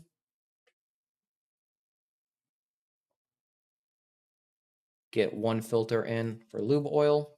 And once this is filled up, we'll begin our lubrication recirc.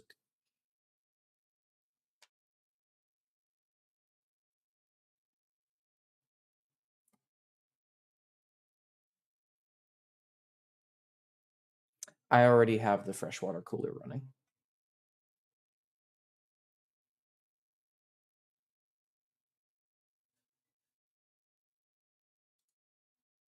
These don't turn on until you start the DG.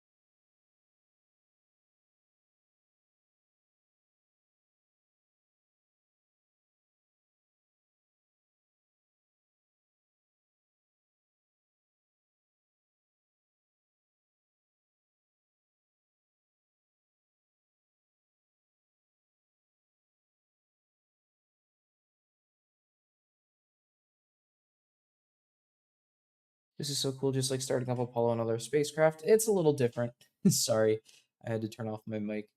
My partner is a process engineer and is criticizing me. A small correction. I'm not supposed to turn the preheater on until I recirc the lube oil because um, because the seawater system cooling is only engaged after DG start. If you begin preheating this line here before you're recircing the oil, you can explode the this line by overpressure, over expansion and overpressure. So you need the lube oil recirc turned on because it's the only thing that's going to reject the heat from this line.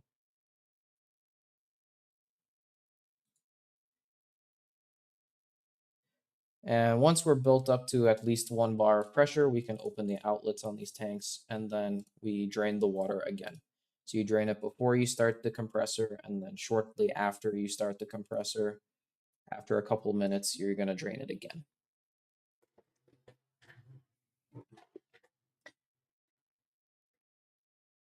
And once you have enough air pressure built up, you can start a diesel generator. In real life, you're going to want to wait until this temperature goes all the way up to 75, but because it's a simulator, you can start it up a little sooner. If you start it up too soon, the diesel generator will flame out and trip in here, but in the sim, you're able to start it up at like 45, 48-ish. So definitely a lot sooner than you would in real life. But for the purposes of a sim, it's good.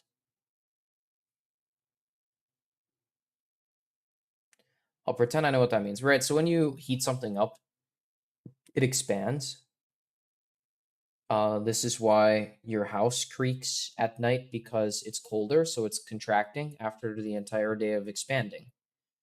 And that, if you're expanding too much for the space you're in, boom, right? Pressure explosion. Same thing that happened to Chernobyl.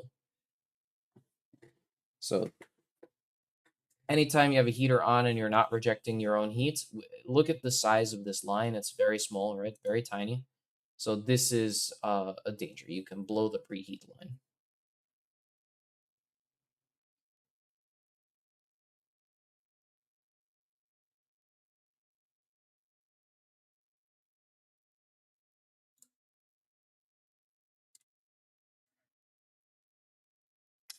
Let's see what else is there. I think that's it. We just need to wait now for the pressure to come up.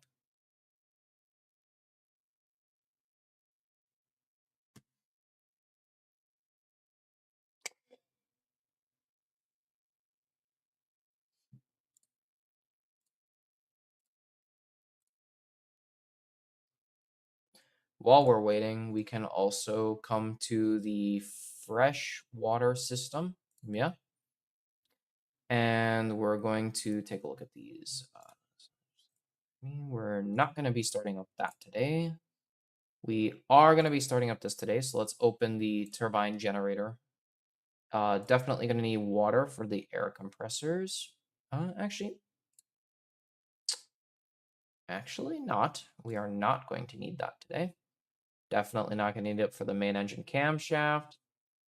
Main engine lube oil we won't need, and main engine air we won't need. So it looks like we will probably are just going to need a turbo generator and cargo today. And oh yes, we will need it. Hold on, we will need this one. Air compressor for the service air system. And then we can come over here. We could say we were using, what was it? Freshwater cooler 1. And the bypass for that. And tracing the line, we'll come over and do the high temperature freshwater bypass. And we won't need this system because we're not going to be starting up the main engines. You can begin circulation now. It's not required at all. But you can do it.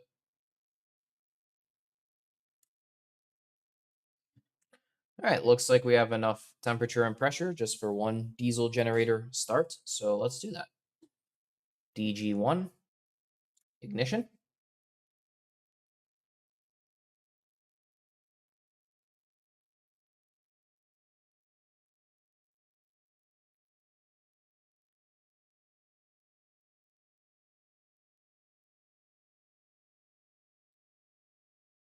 We can see once the shaft-driven lube oil pump spins up enough, that's perfectly normal. The electric pump will turn off. So here's the shaft-driven pump, and here's the electric pump. And the electric pump is now off. We do get the low temperature alarm because, right, we've been heating a small section of the system, but now we're flowing the rest of the volume of oil through. That's been in through this tank and stuff. So we just heat this line up, basically. There's no circulation, so just this line is heated up. And we have this whole volume of tank we're pumping from, so the low temperature alarm is completely normal. But you can see once we're started, this preheater disconnects, and we're running on a seawater system now.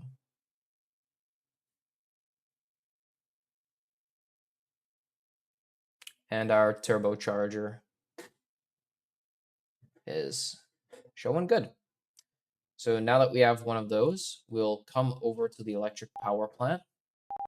And the alarm is low water temperature.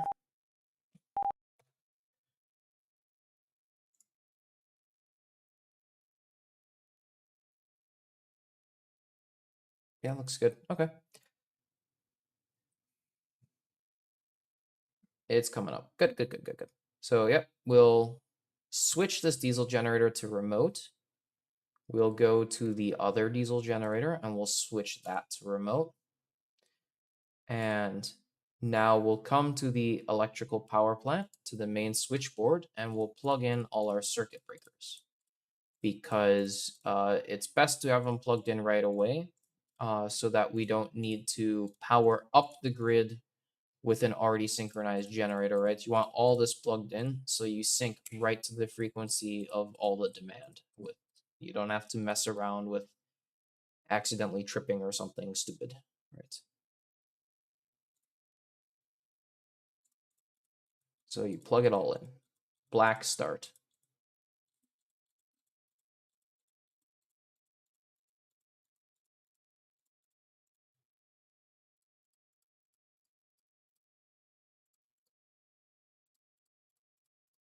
Okay.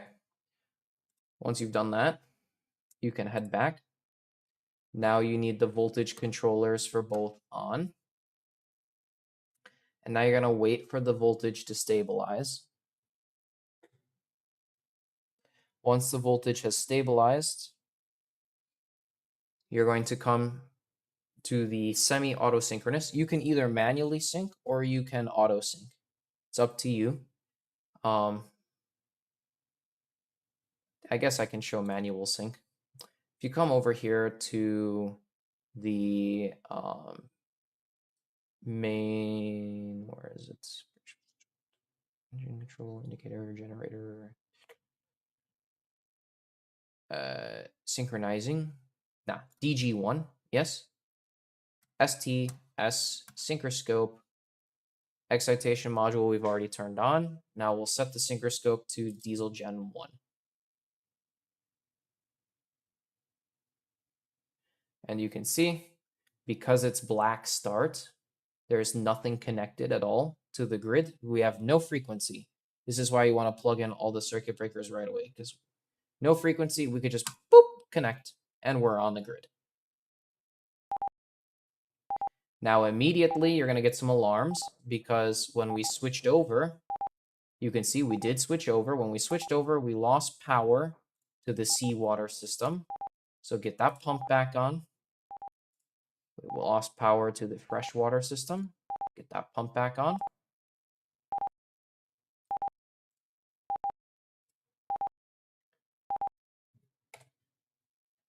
And now you've cleared the alarm condition. You can see we're synced. Now this one will shut off eventually. We'll close, main bus 2, and we'll come through the power line to the main switchboard, from the main switchboard to the feeders, and we'll close the main transformer. And now we've got power on everything. Again, another alarm. And it's going to be in the main engine room. So, yep, main engine auto chief shutdown. We can act those alarms.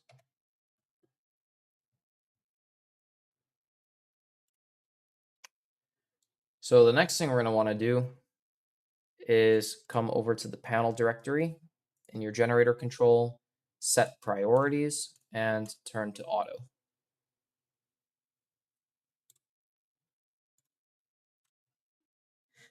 Now you can come over and begin powering up the oil-fired boiler. So we'll go to the seawater system, and we're going to need a main recirc pump to better control the temperature, right? So we're going to turn off, or we're going to turn on the main pump, and right when we see pressure increase, turn off the aux pump, remote, remote. Same thing for the freshwater system.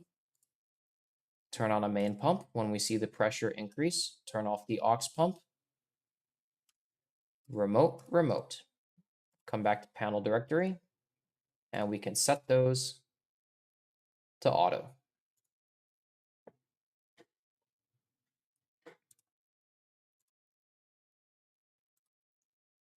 Freshwater system temperature to auto. Now we can see the charts moving here. Let me get another window.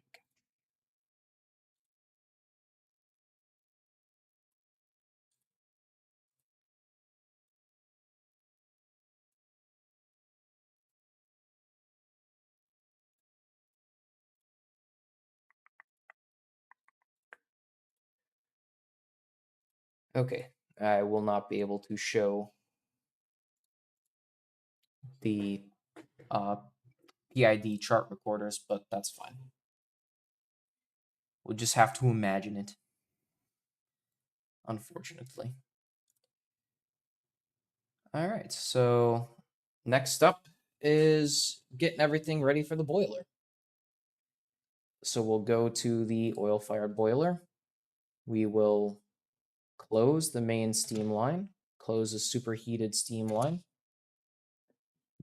open the boiler drum vent and the superheated steam line vent.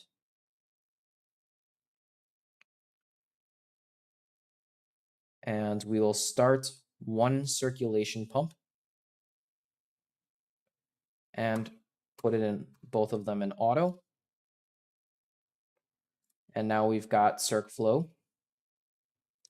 We'll come over to the steam generation plant and we'll open the boiler circulation lines. We're going to open the main feed water discharge, and that's going to go through the economizer now. And now level control, we're going to manual set 0. And then we are going to start the main feed water pump. And what this is going to do is it's going to drive the feed water pump under its own power and keep recirculating. This is so that when we do need feed water injected, we don't have to wait for the pump to spin up.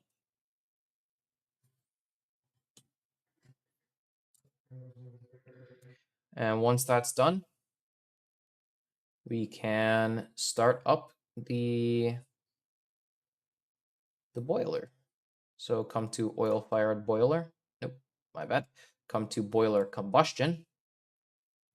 You're going to set airflow to 10, oil flow to 10, leave oxygen at 50, and master control at 0 and 7. This is good. Boiler fan on, and you're immediately going to get an alarm for low atmospheric pressure. Change the three-way valve select, atomizing air. You'll get low pressure.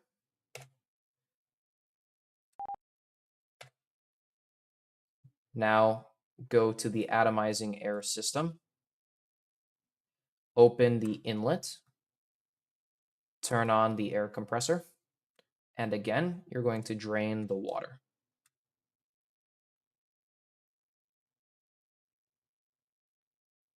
You will also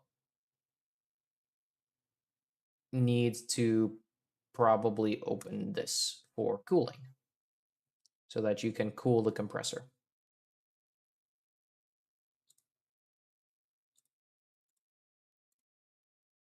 Once all the water is drained, you can close these, and once you're above 1 bar, open, and then again, you're going to want to drain here. And now you've got your air compressor for your boiler. We can go back. We can select the diesel oil system and turn on the diesel oil pump. And now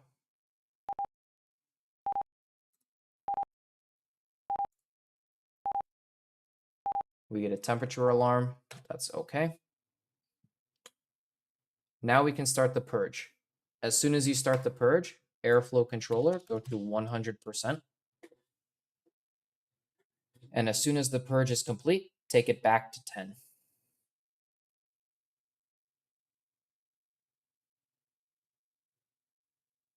Ooh, yes, set your burner management to diesel oil as well. Almost forgot that. So we'll need to do the purge again because we didn't purge to the correct fuel condition.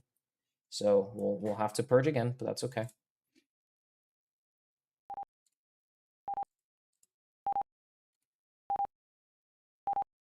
We already get the alarm. So purge is complete, back to 10. And now we'll need to wait for the air pressure again.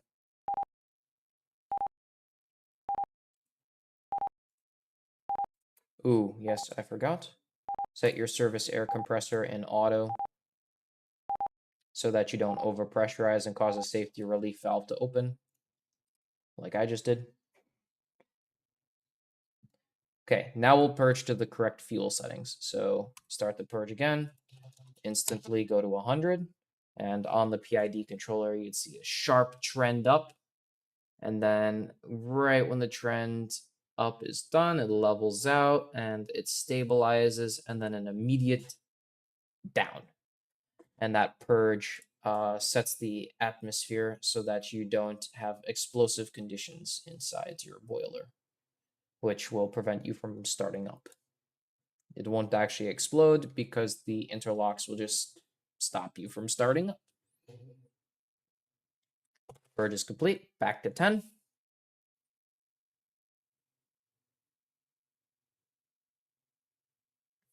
And now everything is pretty much set up. So now we get burner 1 and we test it. We reset the boiler trip indication and let's test this out. So burner 1 on, and let's see what happens. Pilot light. Oxidizer should be introduced now. There it is, and we've got boiler combustion.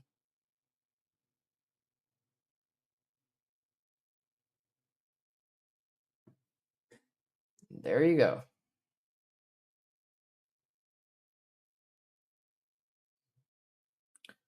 Once that's in, come to your oil-fired boiler and take a look at everything that's happening.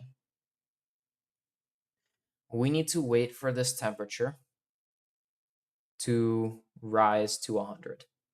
While we're waiting, we'll close the consumers on the main steam line and we'll get some consumers ready, right? So you want consumers ready before you introduce steam in the line. So get your consumers ready. Just a few small ones. If you have big ones, you'll cause problems with the boiler, so just open the small ones.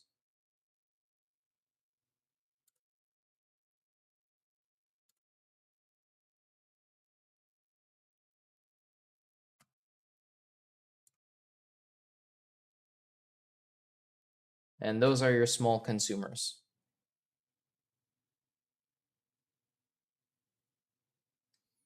Now we just need to gradually wait for the temperature to come up. Of course, because this is a sim, we can run it a little faster by just introducing more oil. Do not bring the rest oxygen anywhere below 7. Yes, otherwise, when you begin introducing steam and the consumers come on and everything shifts, you can get a steep drop in the rest oxygen as more fuel needs to get introduced. This is very, very bad. You would flame out. Eventually, you're going to bring the rest oxygen down to 1.5. A good place for startup, I find 2.7 is a great place for startup.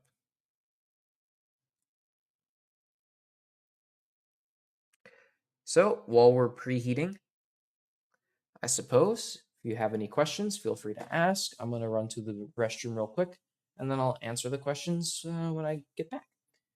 Just waiting for the temperature to rise to 100 degrees. And then we're making steam. Then we can get our feed water level situated. But notice how right now we're heating up. Notice how the water level is dropping. Yeah? It's that thermal expansion I was talking about from earlier. You'll see it'll become very dramatic actually, so just look at it and watch it. As the temperature rises, the level will rise too.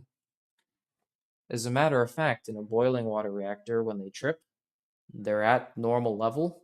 When it's cooled down, you get low level alarms. That's how much the expansion is. So I'll be right back.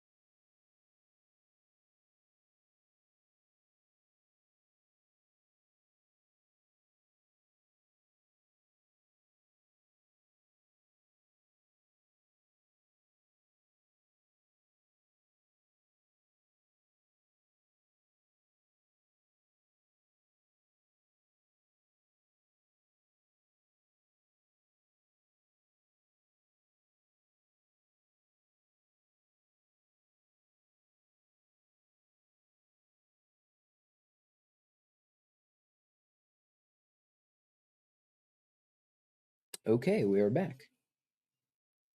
Temperature 71 degrees and rising. We just gotta wait for it. Just gotta keep waiting for it.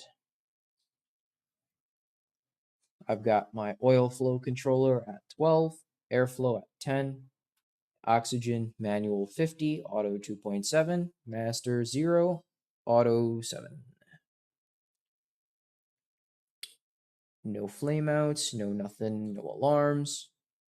It's looking good so far.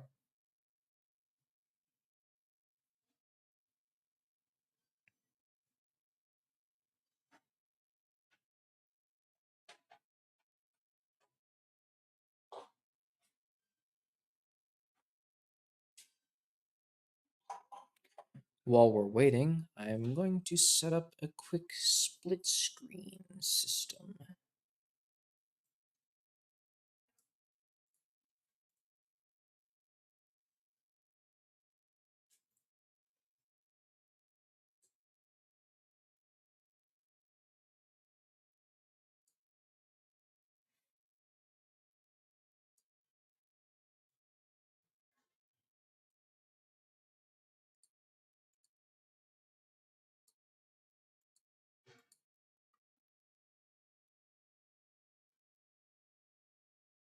That is not exactly what I expected out of it, unfortunately. Let's see here.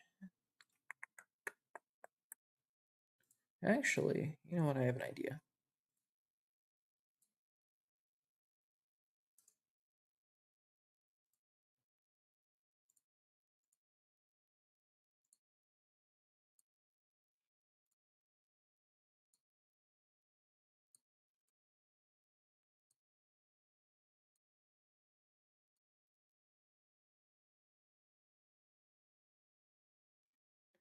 Let's do that, right? Because the most important information's got to be that boiler drum stuff. And then for the rest of it, right? Transform, fit to screen. There we go. Now we got the boiler drum stuff. And now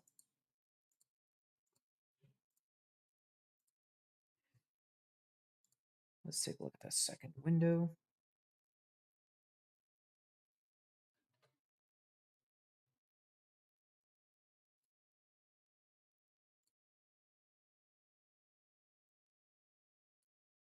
And come to here. All right, let's take a look at how that looks in OBS. Ah, that is perfect. Okay. Since we can't see the PID controllers together, only I can see them, I have rigged up a split screen. So on the right, we have our boiler, water level and everything. Yeah. And on the left, we have our boiler combustion.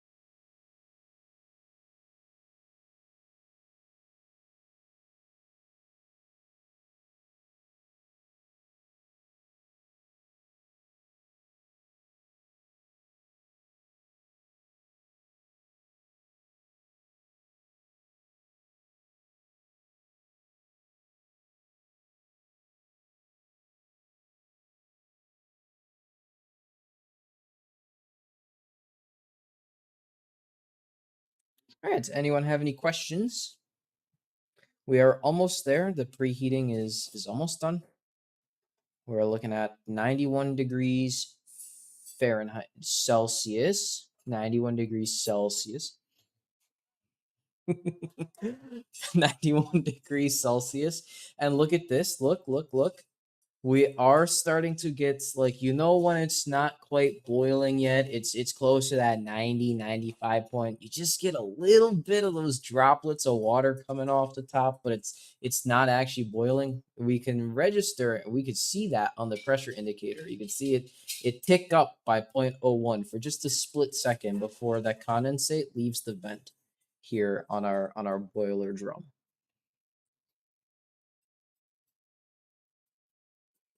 It's good. 95.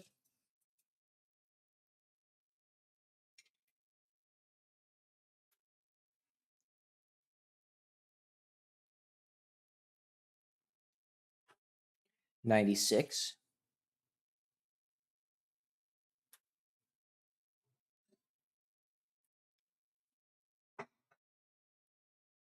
97. Notice the water level is still rising.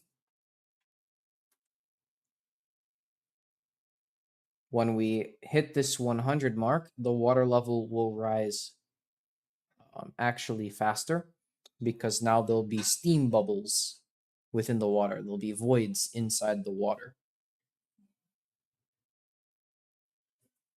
99.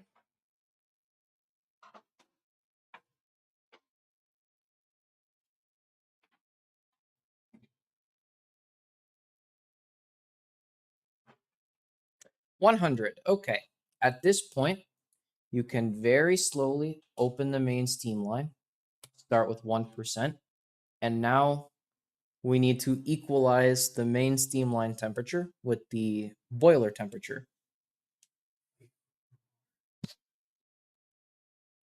Ah, yes, I remembered. I'm supposed to wait for 1 bar. Yes, we'll close that. Yeah, wait for 1 bar first. Mm-hmm.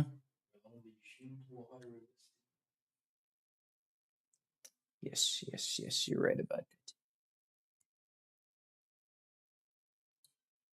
Keep the steam line closed until there's 1 bar of pressure. Otherwise, you will shoot water into the steam line.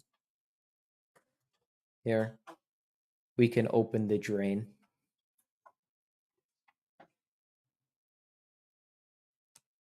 And close it. There. Now there is no more water. I'm doing this without the checklist, right? So I do have a checklist, but I'm practicing from memory. Your husband is your checklist. Who's now leaving to Brentford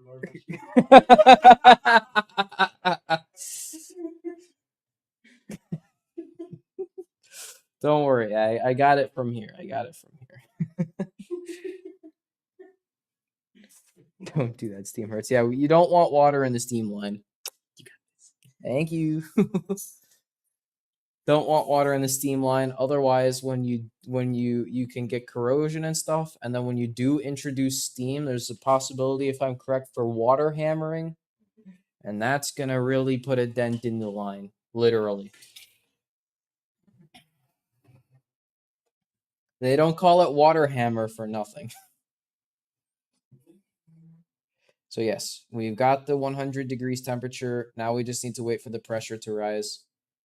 While we're waiting, I think we're just going to bring that rest oxygen just a touch bit down. We'll bring it from 12 to 13%, just 1%, just to sort of speed this up a little bit.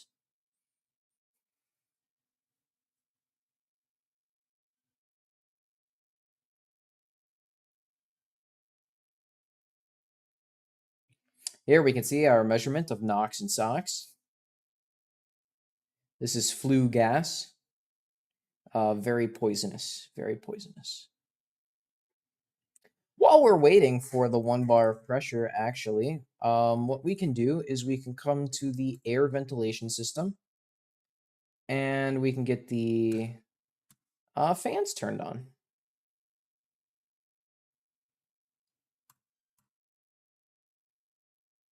You want to do this pretty slowly. I recommend in groups of 2 because turning on a fan It actually takes a surprising amount of power, and we don't want to risk a trip of a diesel generator or a startup of an unneeded diesel generator.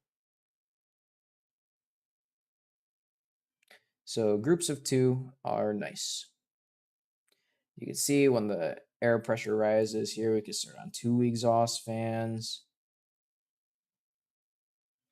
Now it's going to drop. We can start 1 supply fan and another exhaust fan.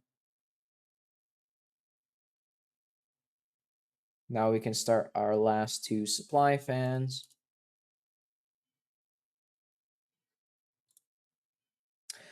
Additionally, while we're waiting for 1 bar of pressure, we can also come to the steam condenser.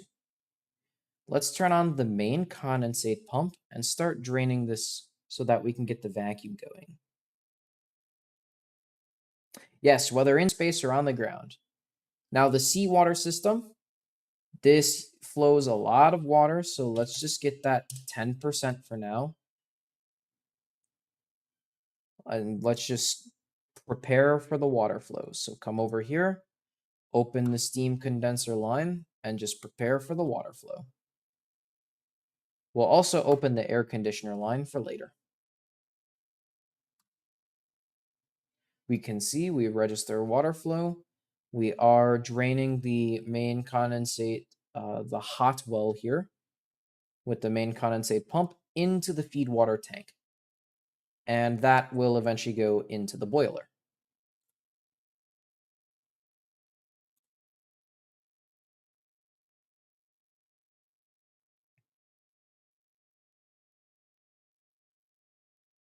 So back to the boiler.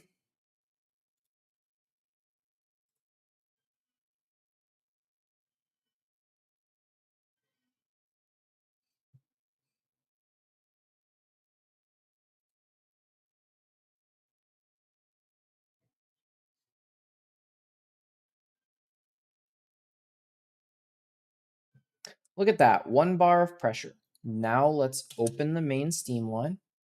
1%. Look at that. The level or the temperature is rising, the pressure is rising.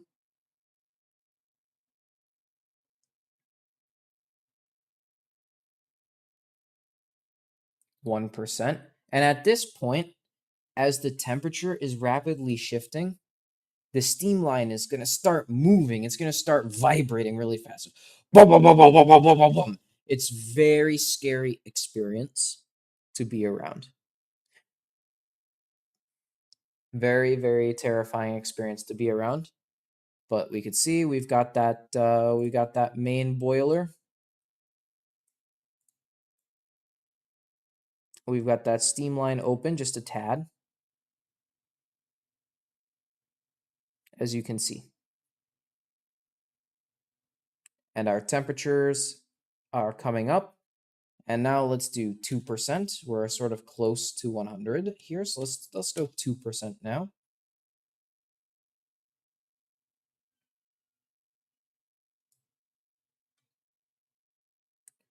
3%.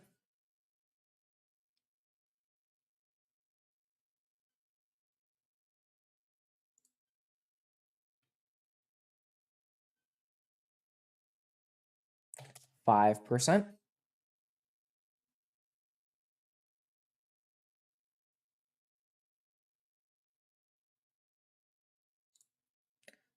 10. To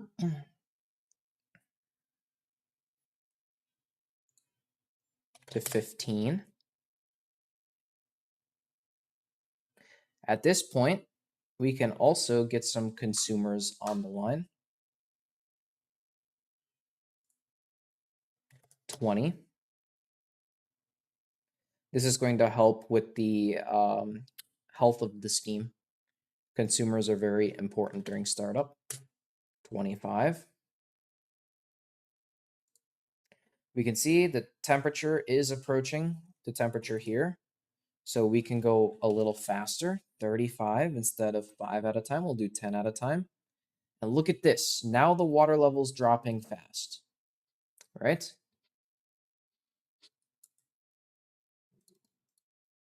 45. Now that the water level is dropping, let's come over and let's get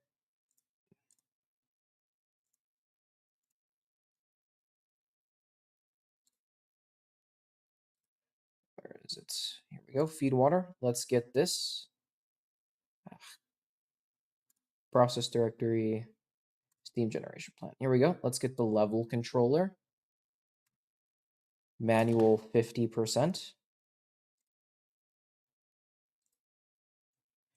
Actually, manual 20. We can see the levels start coming back up. And now manual 0.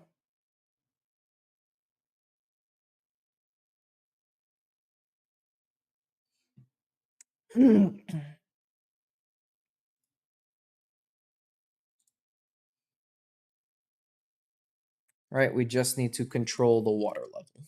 Yeah. So we need to keep this open and we just control the water level of the boiler at the same time while we're opening up that main steam line. So here we can see water level of the boiler and we'll just continue opening that main steam line to 100%. So we'll take it to 55 now.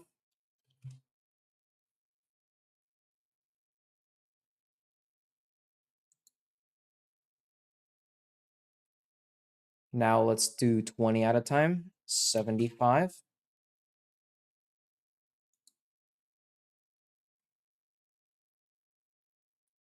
95. 100. So now the main steam line is fully open.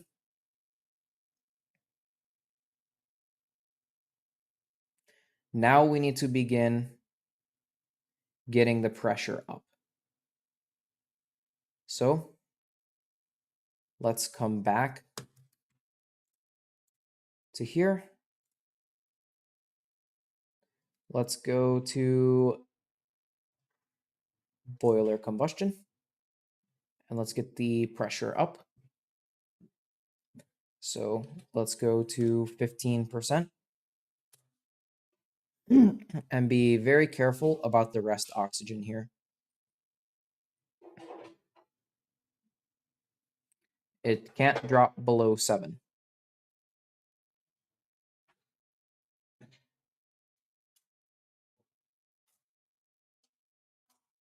And we can see here the pressure is really stable. It's going up by just 0.01 every few seconds. So we'll set a pressure on the master controller in the auto section that is pretty close to our current pressure, since this is pretty stable. Now we'll take airflow to auto, oxygen or oil flow to auto, oxygen to auto, master control to auto. Now let's come back to the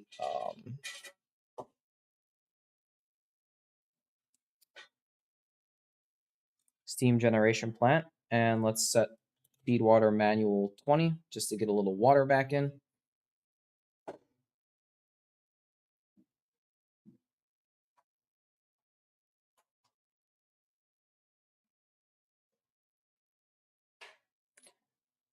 And we can see it's starting to go up now.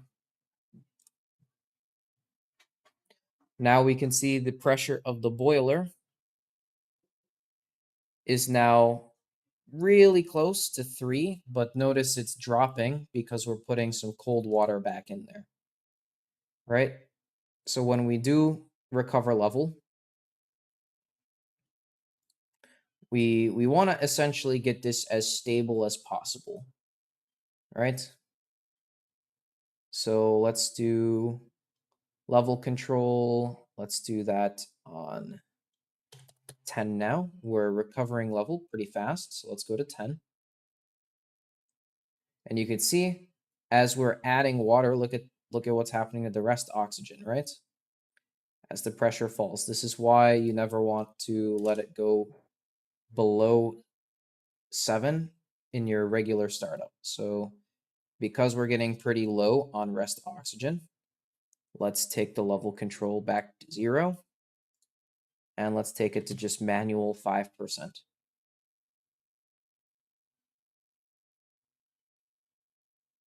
We can see level is still dropping. Let's go manual 8%.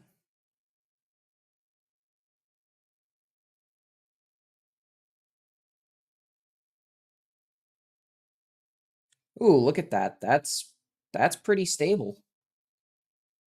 So let's set it to around the water level we have. Let's go minus 27.5 and level controller to auto.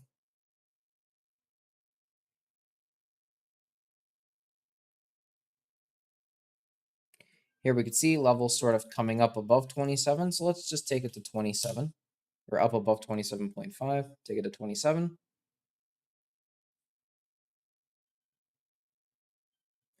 And let's let it just sort of stabilize out. It's coming down to minus 20. So what we can do is go to 20. Let's just hit 0, actually. Manual, auto.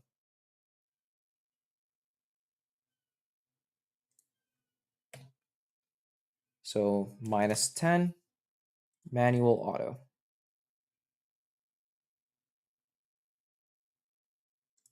Let's go 0, manual, auto.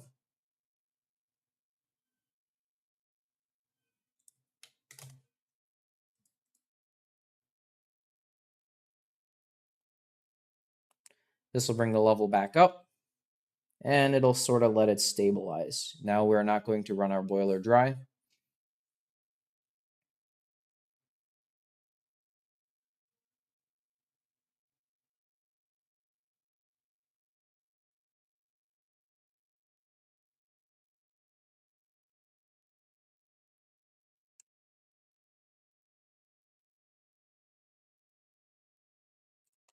While we do that, let's take a look at the steam condenser.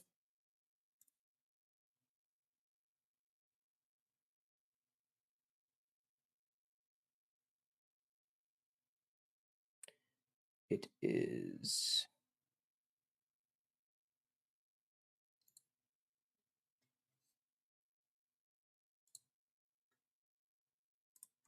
here, steam condensing. Let's take this open to 20. Get some more water flow going through there. And now let's build the vacuum in the steam condenser. So we'll get high total gas as we get the vacuum started up. And that'll come down as we're building vacuum.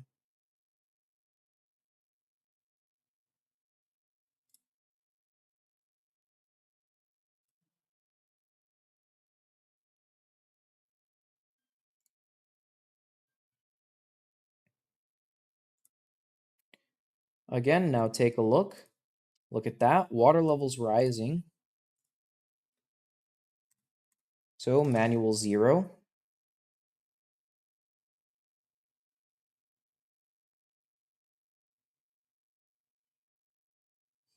We're up to 3 bars of pressure. Let's go back to boiler combustion. And let's bring this up to 3.5. On the master control at 3.5. Auto and enter. And now we can see the rest oxygen is coming up in preparation for injecting more fuel. There you go. Look at the smoke come up, and now we'll stabilize out, and it will come up to 3.5.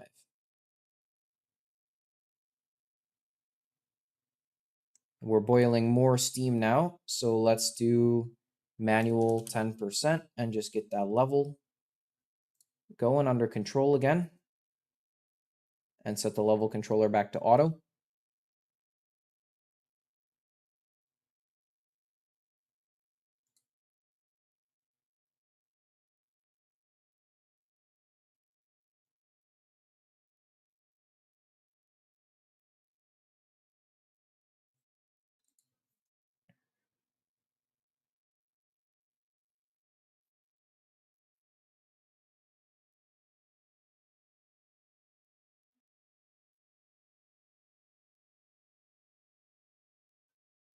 Here we go, levels rising. So manual to 0.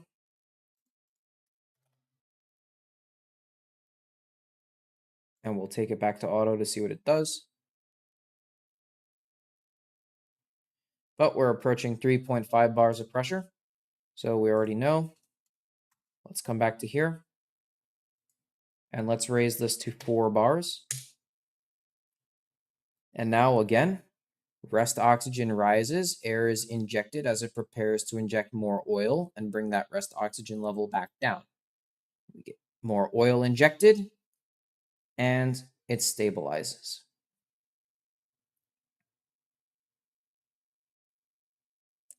We'll take a look back at our feed water plant. We can see water levels dropping pretty fast. So let's just prep this with a 5% on the valve.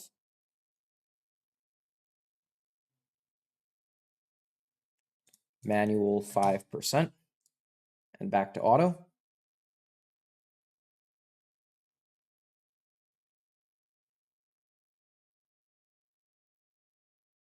Look at that, manual 10% and back to auto.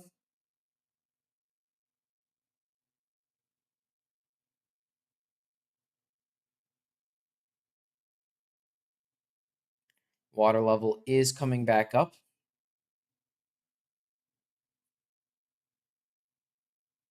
And it's pretty stable here. So it looks like at this higher pressure, we've got it a little bit more under control. We are at 4 bars of pressure now, so let's bring it up to 4.5.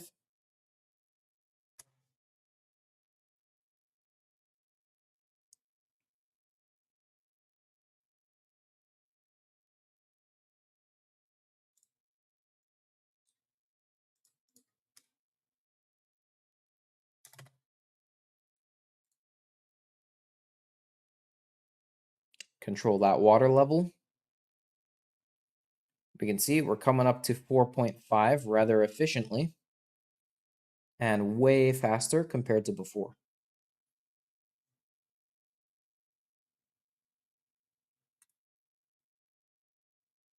So we'll come back to boiler combustion here. And let's bring it up to 5 bars.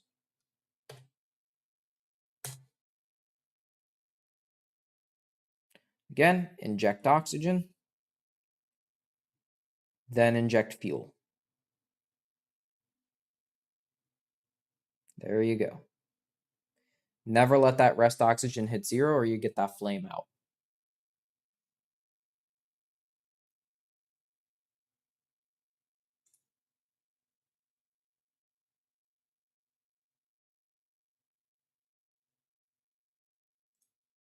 Manual 10%. Let's get that water level back under control. And then get us back to auto.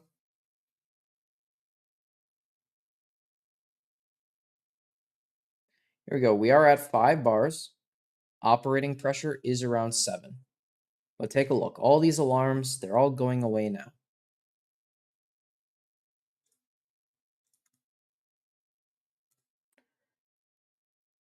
Let's go 5.5 bars.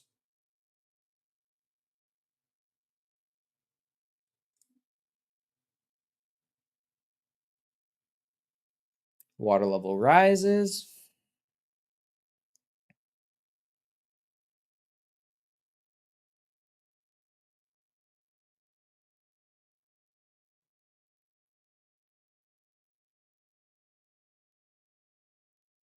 So we'll go manual 0 and back to auto. And now water level falls. We are at that 5.5. Let's bring us up to 6 bars.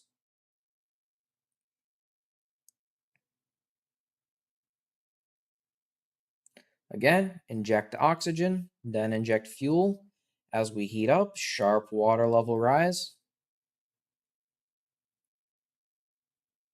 And then water level fall. Right? The voids are making the water expand. We are at 6 bars.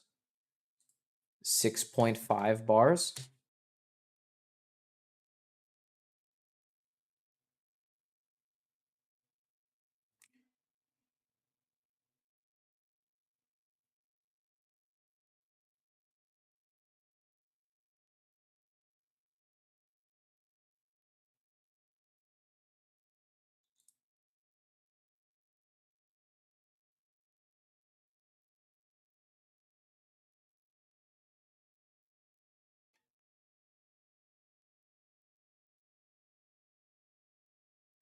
And now 7 bars.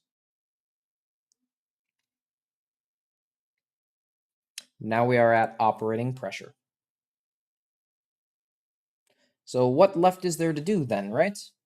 We're at operating pressure, the boiler's on, but we can make this boiler, consume less fuel. First things first, let's get this level under control. Manual 10% and back to auto.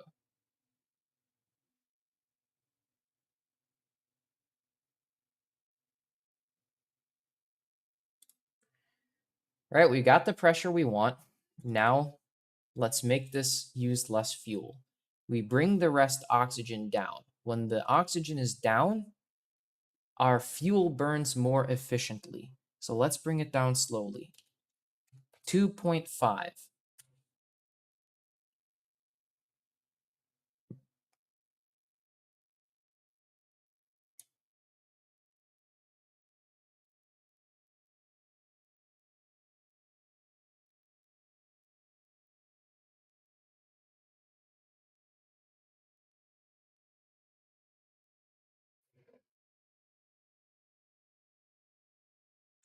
Now we can see oil flows being adjusted, everything's sort of working itself out.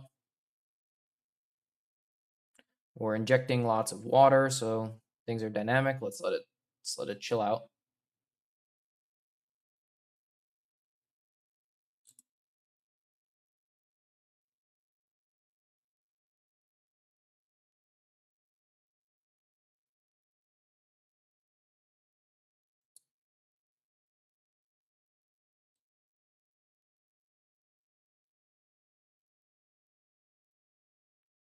While we're waiting for that to chill out, let's get that steam condenser open just a little more.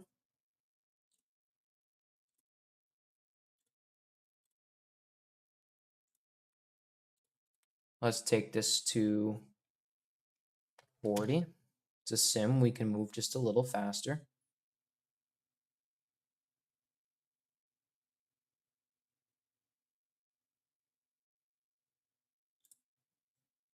Burner management, let's turn it on now.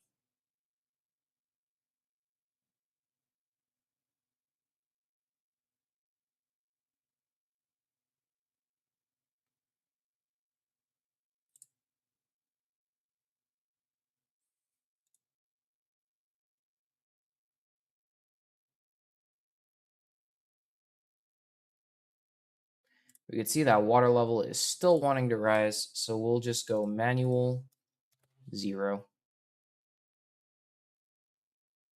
and back to auto.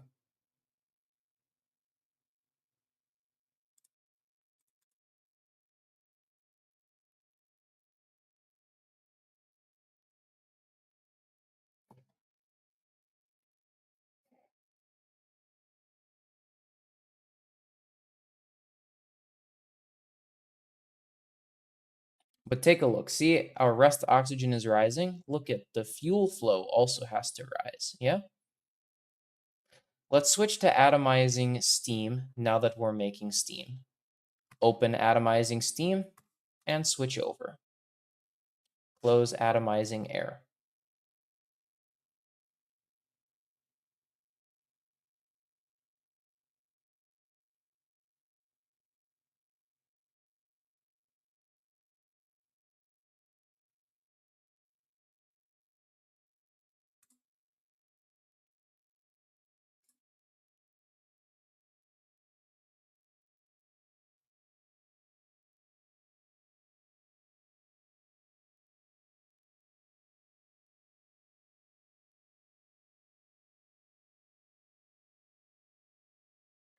Here we'll take the oxygen controller back to 2.7 as it's having a little difficulties coming down, so we'll bring it down to 2.7. And as that falls down, that rest oxygen will take it down with that auto set point there. So let's get the boiler display back up. You can see rest oxygen is coming down, and take a look at the oil flow. The oil flow is also coming down as the rest oxygen comes down.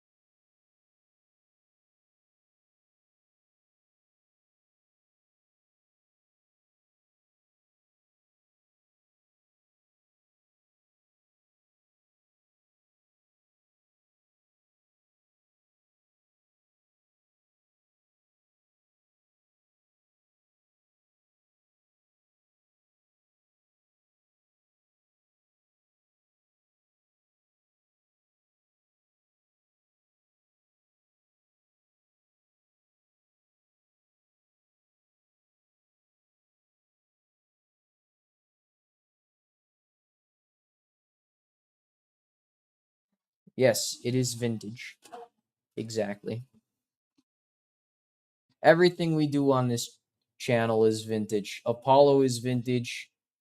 This is vintage. Everything we do here is all vintage. So, welcome.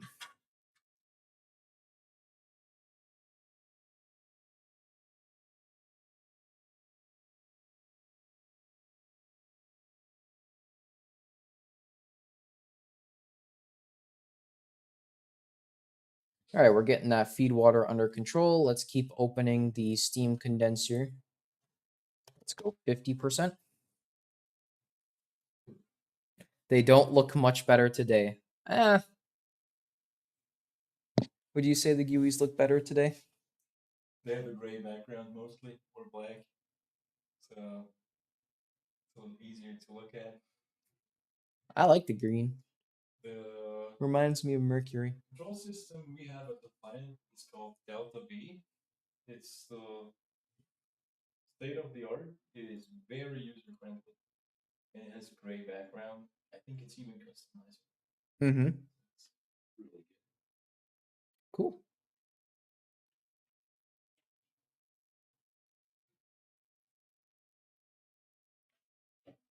Well, you heard it. Gray background instead of green. Fantastic upgrade. Very customizable though, in terms of layout and stuff.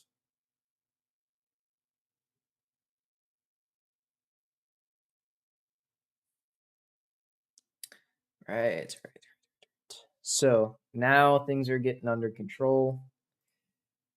Since we were putting more feed water in the tank, our rest oxygen was rising pretty fast. So once we get our feed water situation sorted out, it's very handholdy, these old controllers. I've got a controller display. You guys can't see it. That's why I have this multi-screen view up. This sort of split screen thing I just jerry rigged together. But I have multiple monitors and I can click on a PID controller and see a trend graph and everything for it. This you guys can't see, so that's why I have this multi-view. So as I'm typing things in here, you can actually see what it's doing to the other parts of the plant that I would be able to see by just clicking on the PDI controller. You design HMI programs for manufacturing, so we have to follow a new set of standards regarding line thickness, colors, and even response times. Yes, this response time is updated once per second. It's good enough. It's good enough. It's not great. It could be better. Here we can see, yeah, PID controller doesn't want to back down from 5.4%, even though the water level is still rising. So let's just take it to 5.2 and see how that responds. Still rising. Okay. 5. Still rising. 4.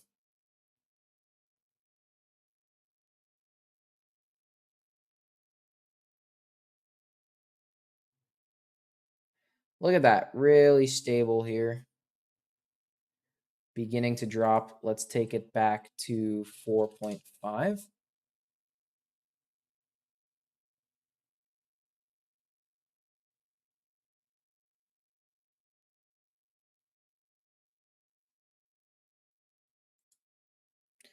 $4.6.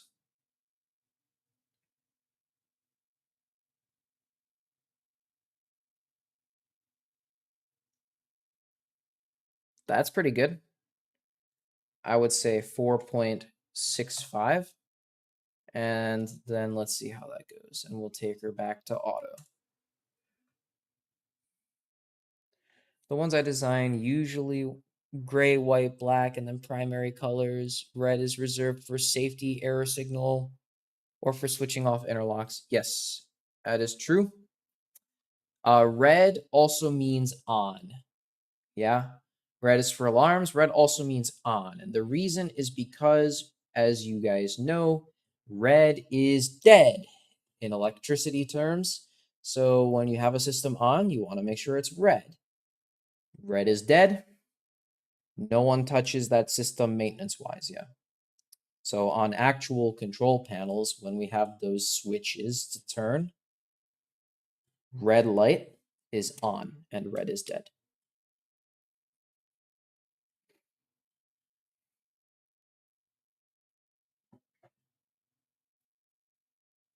Here we go. That water level is now coming under control.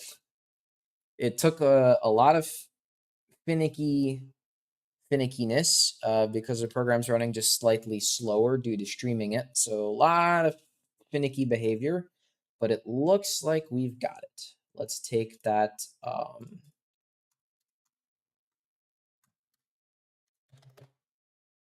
line here and let's bring that up to 60.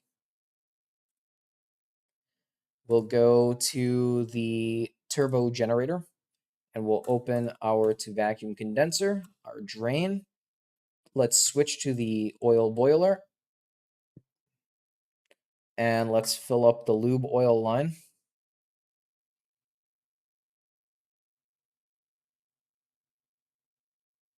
Yes, that's more of a US, Russia, some parts of Europe do it as well.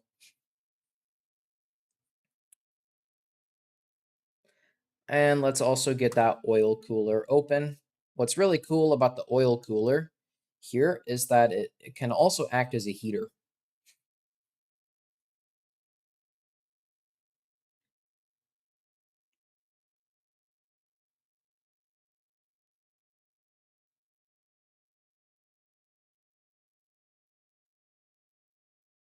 So there we go. We've got that lube oil tank filled up pretty good. Let's open a filter. Take the pump to auto. That way we don't overpressurize the heating segment and blow it up. Now we can see the oil temperature drops slightly, and now it's going to start coming back up once we have recirc in. We do get another alarm, and this is the low temperature freshwater outlet. And that will very quickly adjust itself once that PID controller is in the right spot.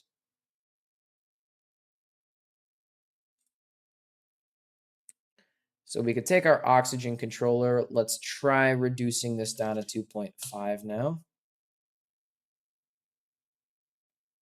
And let's just bring that rest oxygen down.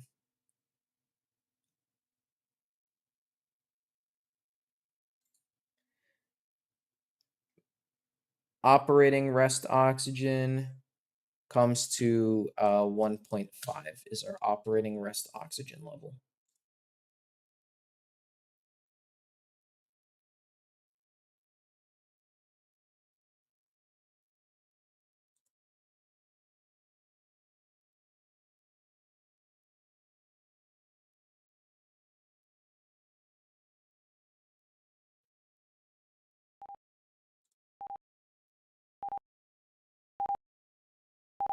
And here we go. We are having low pressure alarms on the condenser now, I imagine.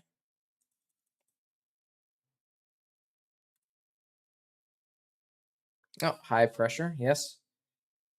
Just got to get more vacuum going.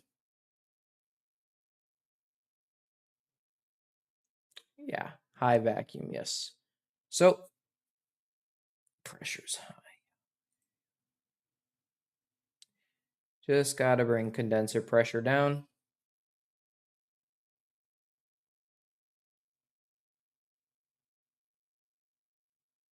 We can start up another vacuum pump in attempts to get this lower faster. There we go.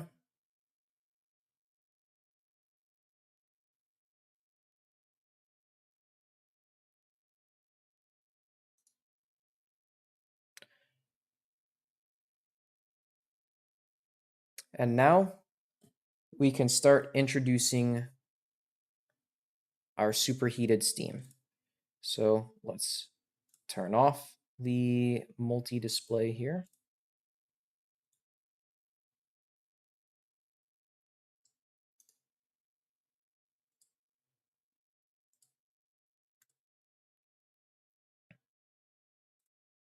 And let's start introducing steam from the superheater.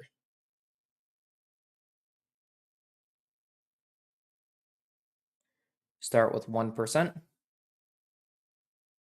In the UK and Ireland, it's blue flashing for reset and SR interlocks are clear, while the light on the e-stop is only for indicating which one has been pressed. Yes, I understand. That's very different than the rest of the world, I gotta say. Very different than the EU and the US. Of course, I've never been to China or Japan or any of those other places, so I can't speak on their behalf. But Russia has been pretty similar to the US as well, where red is indicating on, green is indicating off. And then the alarm lights, they all have their own color coding system.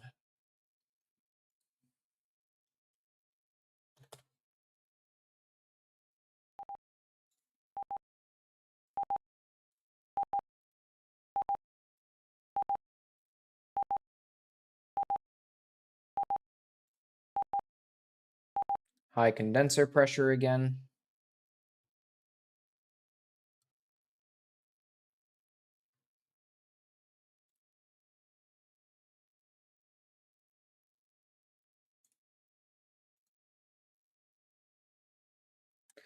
We also call master machinists master engineers, which confuses the rest of the world. Yes, machinists are not engineers, although they're honestly pretty close, right? Because a machinist can design a piece of machine, which in some way is engineering, yeah. But no, engineers are different. Engineers would be responsible for designing an entire plant, whereas a machinist would be responsible for designing one piece of equipment. Typically something small, like a machinist is not going to design a boiler, for instance. They're more like going to design maybe a pump or a piece of lab equipment, like feed water analysis station, scanning electron microscopy, that sort of thing. Not really with these big processes, but more so the individual processes.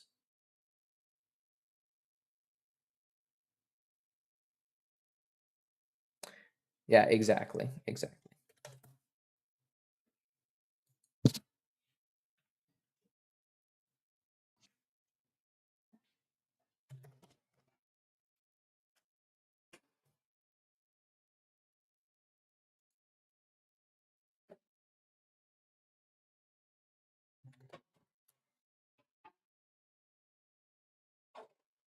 So our rest oxygen is coming down now.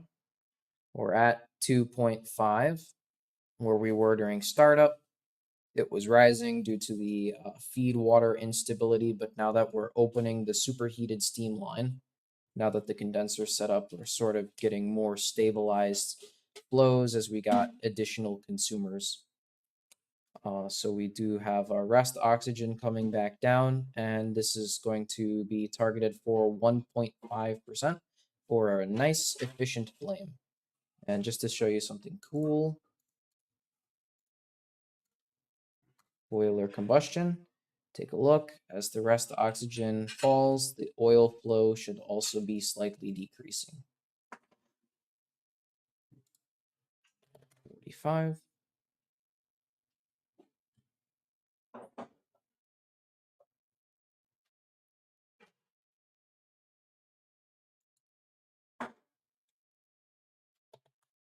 D 55, 60. Okay, we can start moving this in 10% increments. Now that the pressures match.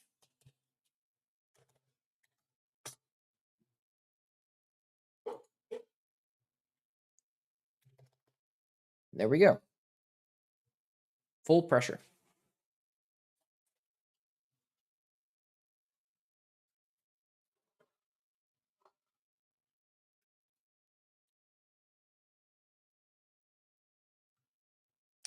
Just making sure everything's good here. Now let's go to our air conditioning and we'll just get that on, right? Everyone's been dying for long enough. We've been getting lots of complaints. It's too hot in here, right? So fine. We'll turn the air conditioning on.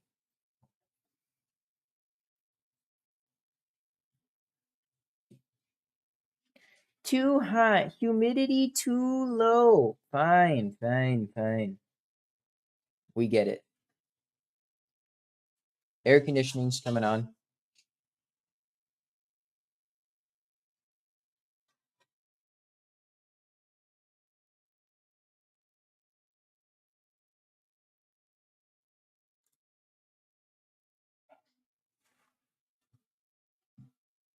Now we'll get the turbo generator started up.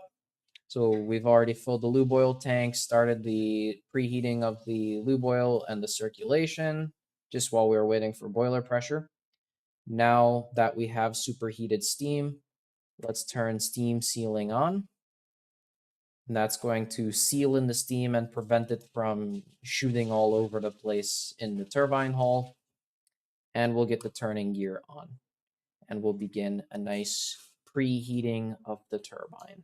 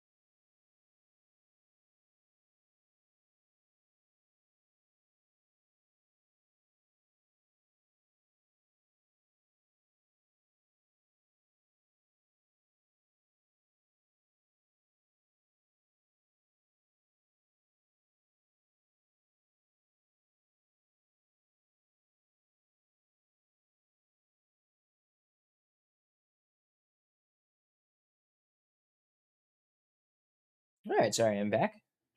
Was just talking to my husband real quick as we're getting ready for the barbecue. But yeah, I say we're sufficiently started up. Everything's pretty stable. Let's get those vents closed. And let's just take a look and see how this responds. Look at that. Immediately, we've got a drop in the water level, and the PID controller is going to take over for that. And everything is pretty right with the world.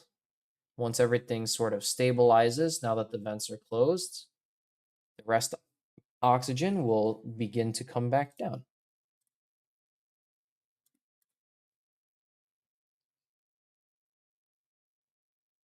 We can see, look, feed water has overcompensated, so let's go there to the steam generation plant, and let's take this manual 5% and back to auto.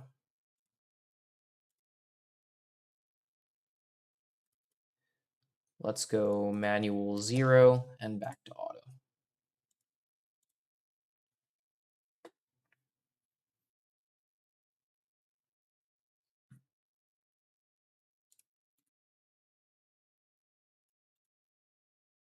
Now the water level's dropping, manual 3% and back to auto.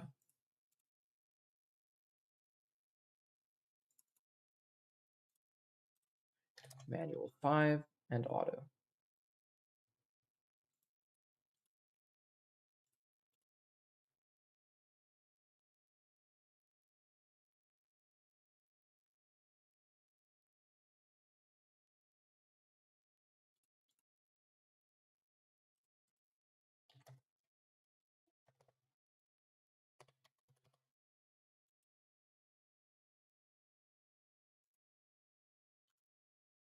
Yeah, OBS is messing with the cycle count.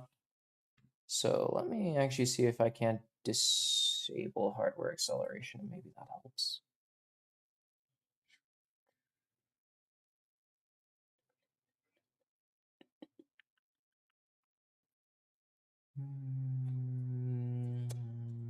Output.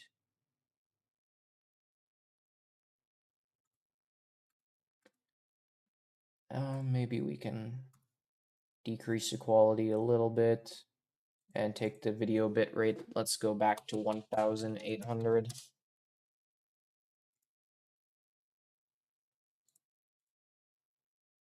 See if that ups our cycle counts. And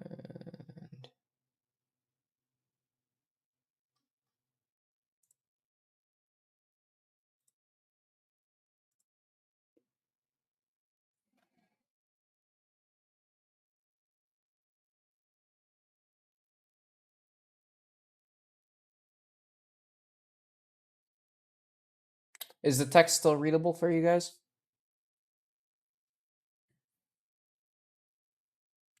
I think we got the cycle counts back under control. Everything looks like it's updating way faster.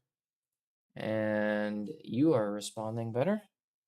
I think we got that cycle count up. It just needed to really bring down the encoder levels, but YouTube's going to complain about that. YouTube's definitely going to complain about that. There is no if and or but about that. YouTube is going to have a shit fit very soon about the bit rate. But I desperately need it at this point. I'm going to turn on the steam turbine, so this water level is going to start tanking, and we're going to be having problems. So I need those extra cycles. Let's get that turbo generator turned on. So disengage turning gear. And emergency stop valve, let's take it 5%. Ooh, look at that. Turning gear, we got to reset that trip there. Now we go. 5%.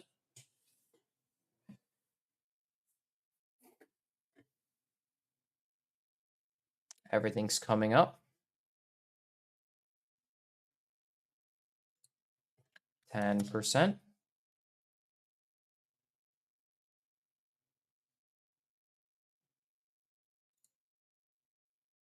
15. We got torque. Turbines moving. The shaft-driven pump has engaged, and the electric pump will be throttling down to compensate. As we speed up the turbine, the electric pump will turn off eventually. Servo oil pressure green light, so the electric pump should be coming off very shortly. 20% on the emergency stop valve. We need to be very careful about vibration. Let's go to 30%. 30%, we do get some vibrations. Speed is coming up. We got some torque.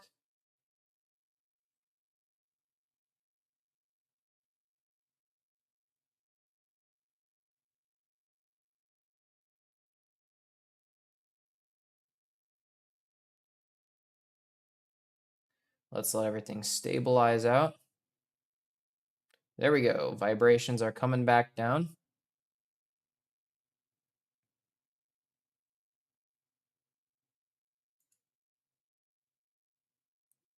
Maybe 10% was too much of a jump for it. Let's go to 35 now. 35%.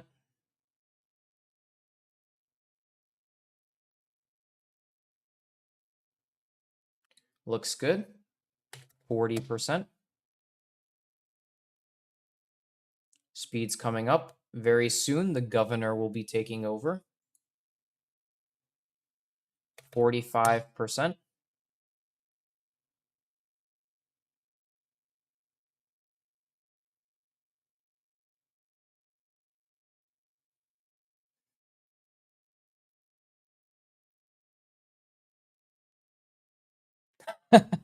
If you sold this as a simulation game on Steam, you'd basically own the German consumer market for a few years.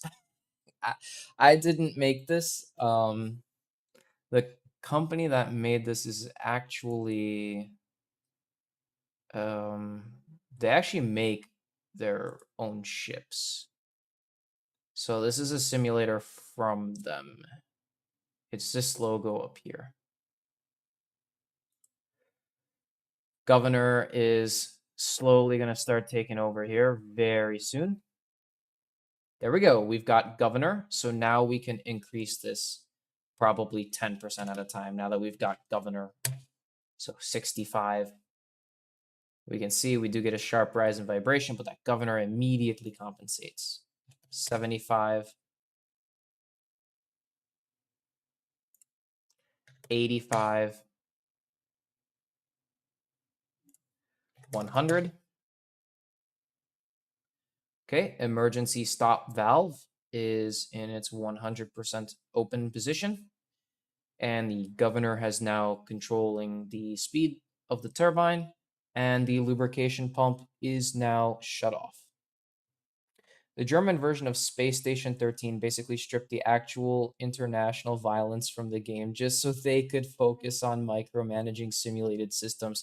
Absolutely. In fact, there's another cool simulation if you want to check it out called NASP, and I'll be showing that off later.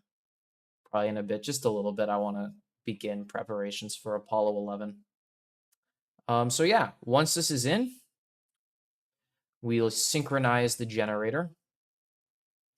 So let's come to switchboard turbo generator, STS, synchronous, turbo generator, excitation module on.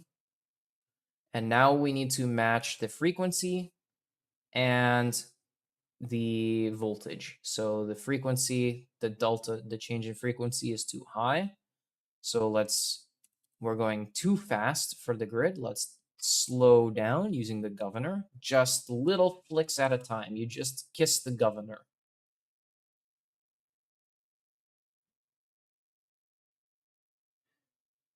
Little bit decrease. Little bit decrease. Little bit more. There we go. Delta F is in. And I like to take it actually just a little bit slower. This is good. Connect the circuit breaker right at that 11 o'clock. So right on 12 o'clock when the relay closes, we are synced perfectly on phase. Now we come back to the steam turbine and we can close the water drain now. Let's check up on our steam condenser. We can see the delta temperature. We need to increase the valve position here of water flow if the delta temperature is greater than 3. We are upslope though, so let's just bump it up to 65. And now everything is set up. We can come to getting alarms, pump control fail. Let's take a look. Seawater pumps.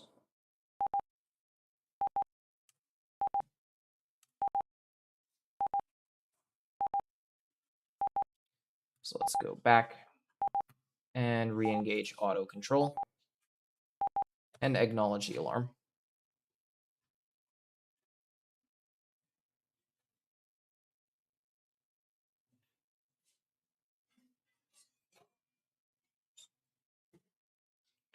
Okay.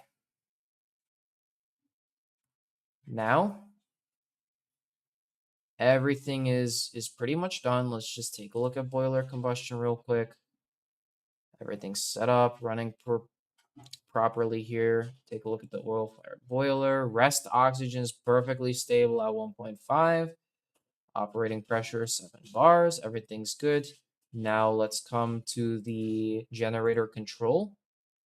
And let's transfer power to the turbo generator. So optimum load. And we'll see diesel generator 1 begin to slow down and the turbo generator begin to rev up.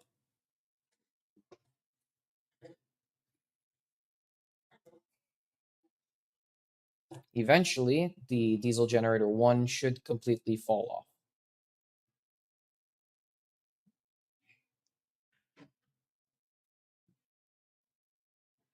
It is taking quite some time.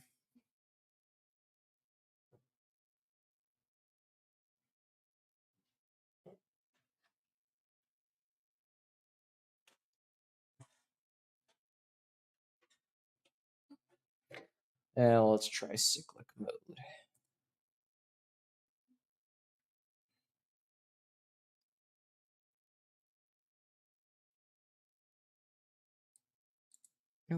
Okay, optimum load. If we really need to, we can disconnect the diesel generator, but I don't want to put that much strain on the turbine to get immediately powered up. We'll be having issues. So I would love to make this just a little bit faster. So let's go process directory, sorry, panel directory. Let's go synchronizing.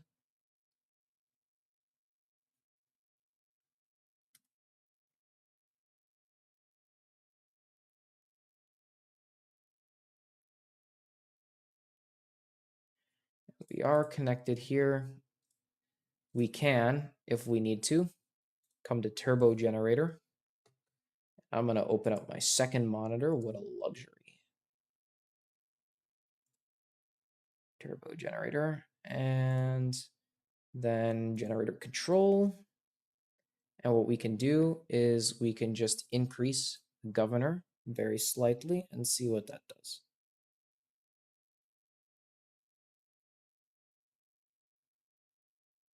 We increase the governor here very slightly. And now if we come to the DG1, now we can decrease very slightly.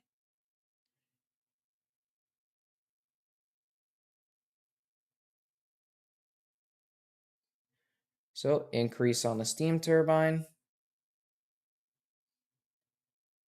decrease on the diesel generator 1, very slowly.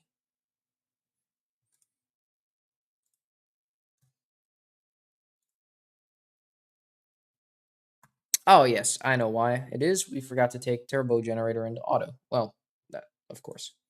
Of course, that's the one thing I forget to do, yes. Now if we look, it's gonna balance out the loads now for us. least unit once. NASP is first person. However, let me tell you, if you looked at my Apollo GNC, there is a deep dive. There's so much stuff you need to keep in your brain with the computer. It's almost ridiculous. It's a freaking wonder how I even memorized to do this while keeping that whole spaceship in my head, while keeping Gemini memorized, Mercury memorized, the space shuttle memorized. It's all just crammed in there.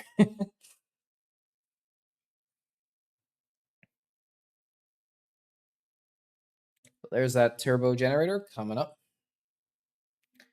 and a diesel generator coming down.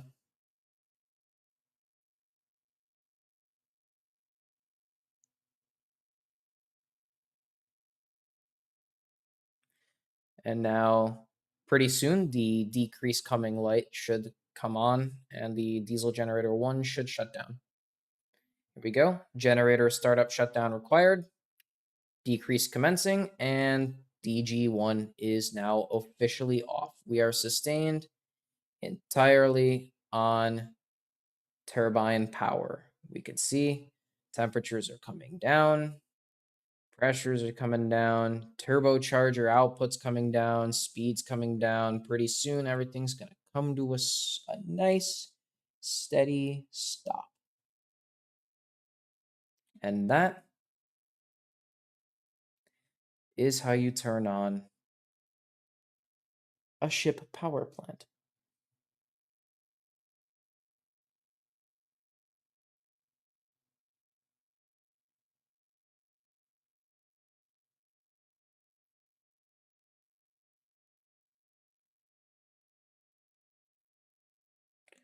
So you'll notice, yeah, for whatever reason, the generator likes to start and stop. If this ever happens, just take it to local and stop.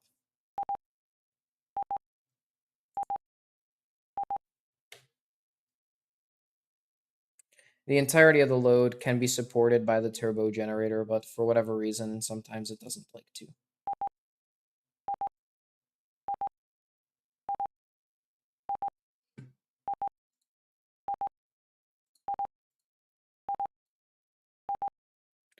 There we go.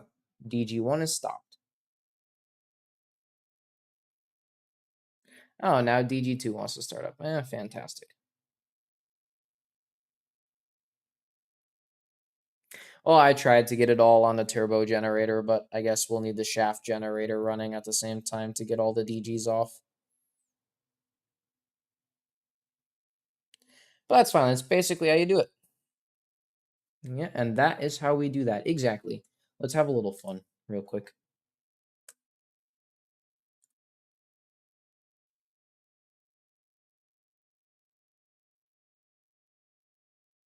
I think it's here. Firefight? Yeah. Okay, here we go.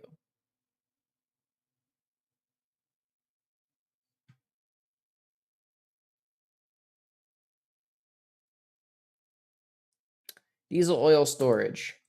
Trip.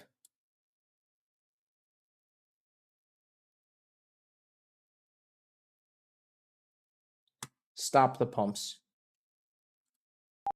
And there we go. Everything's going to start coming off. Boiler shut off. Everything's coming off. And pretty soon, the whole board. So we've got boiler shutdown.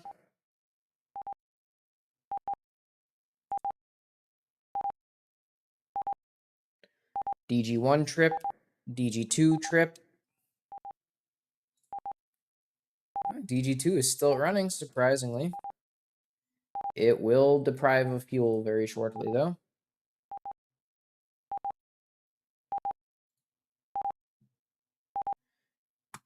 Here, we can even do that. Fuel shut off.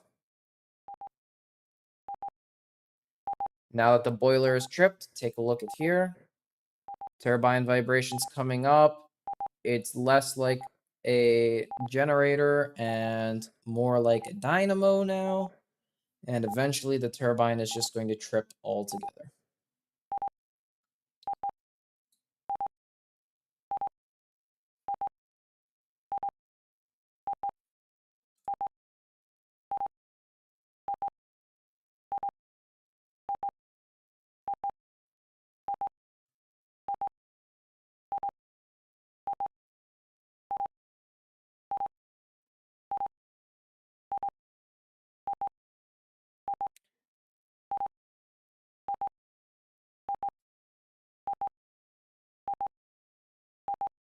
And we could even trip it right away. 0%. Bam. Turbine trip.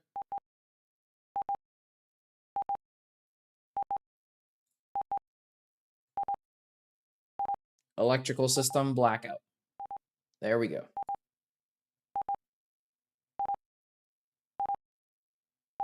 Emergency generator connected.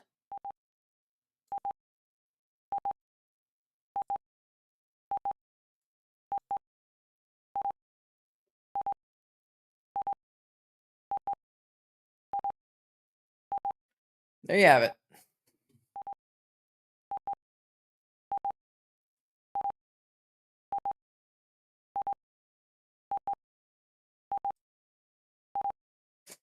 We've made it angry. Yeah, it's very angry. Extremely angry.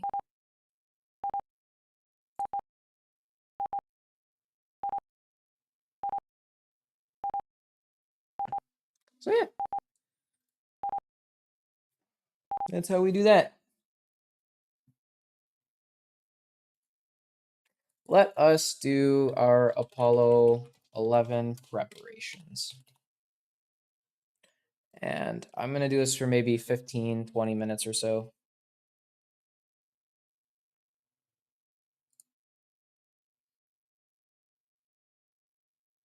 Yeah, in real life, the entire floor would be vibrating. It would be literally shaking. It would, yeah, it seriously would be terrifying.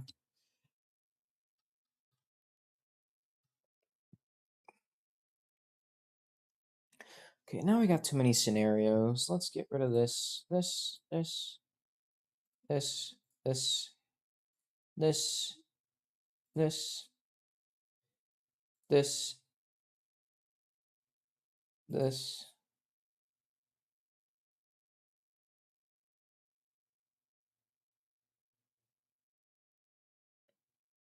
This, this, this, this, and this.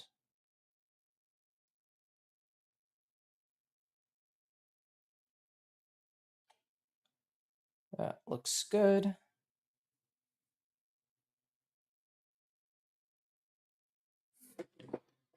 Delete.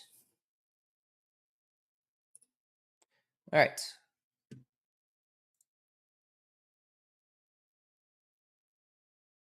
Can't wait for the series to start in full. Absolutely. And I'm going to do I got some crazy stuff planned. Absolutely. I got some crazy stuff planned. The best stuff you ever seen. Absolutely tremendous. Tremendous content coming. So yeah, well, let's prepare for an Apollo 11 launch. Now I do have an Apollo 11 that's currently in progress, so I'm gonna have to call this Apollo 11 something else.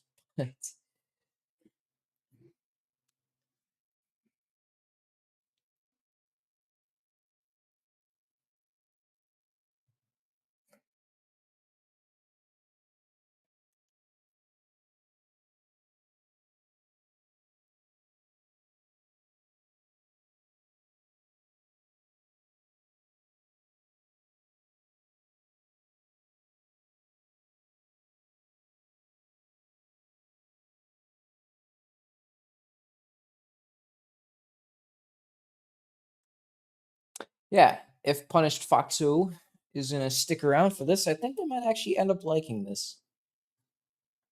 I know they're more menu focused, but trust me, this has got a depth of complexity beyond human comprehension. Behind every video of mine, there is a team of like 20 people teaching me these things, by the way. It's immensely complicated.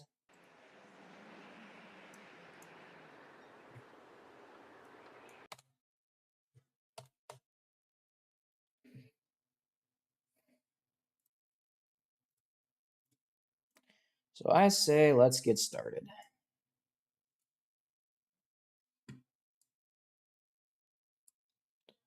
Here we go. Orbiter. And boop. And do the old switcheroo. And the old transition. There we go.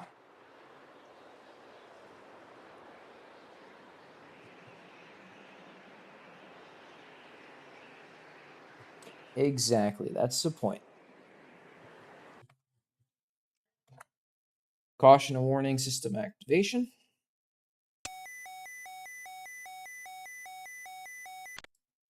And right away, my favorite. Let's get the integral lights turned on. You already know it's all about the integral lighting. Just because YouTube compression, I'm also going to turn the floodlights up slightly. There we go. Let's get the computer up and running.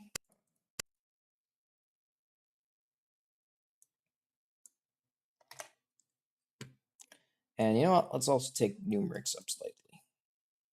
A little more. All right, that's good. That's how I like the disky looking. Verb 35. Looking good. Verb 37, enter, 0, 0, enter.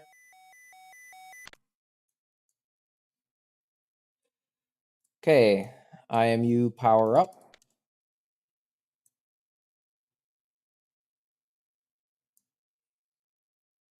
Need it a little brighter, or is this good?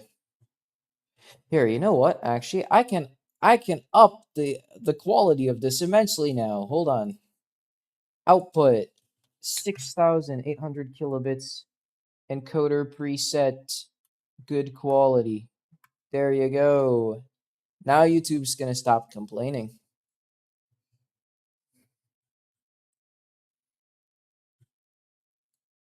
It's not just good connection, it's excellent connection.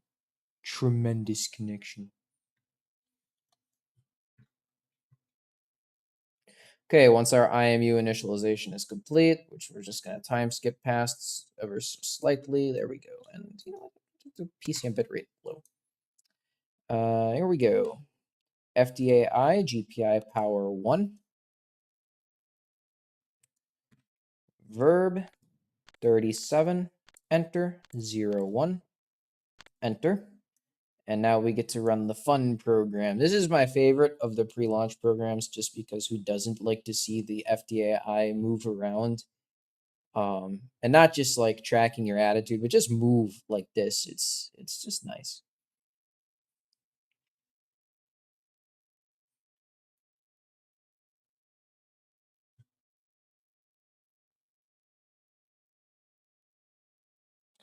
And there we go. Program 2.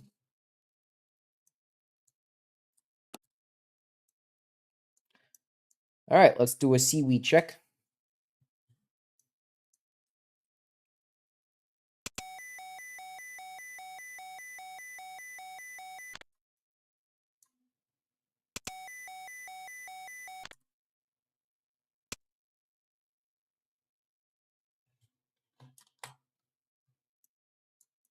So here is good, good, boost, good, good, good, norm, good, good, good, test 2,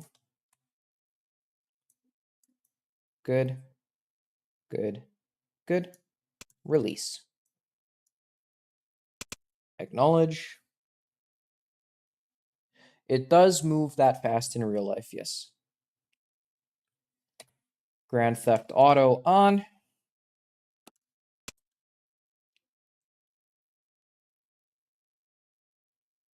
6, 7, 8, 9, 10, 1586.8.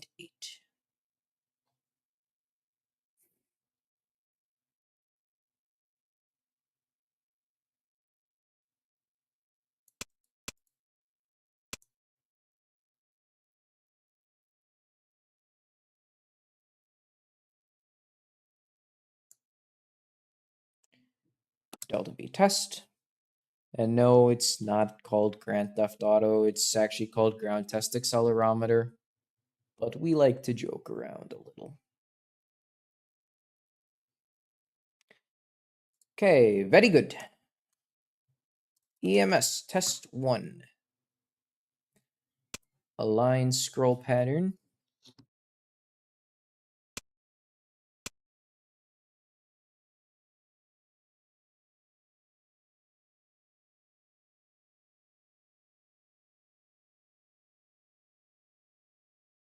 All right, it is time to head out.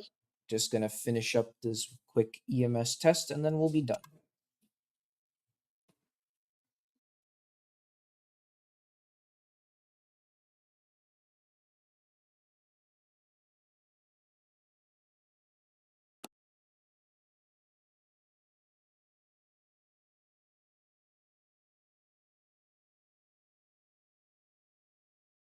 No, I control the time. If I'm not controlling the time, it moves exactly that fast in real life.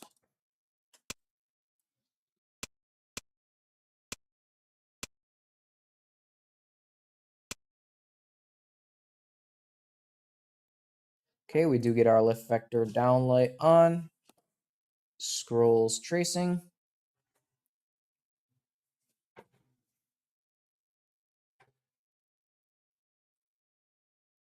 Very good. Test 5. All the way up. And after 10 seconds, we get the lift vector up light.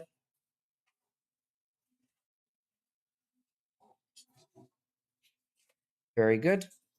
Range set. Standby. Function off. GTA Grand Theft Auto switch off and guarded. All right, gonna have to head out here. Well, thanks for hanging out today and stopping by.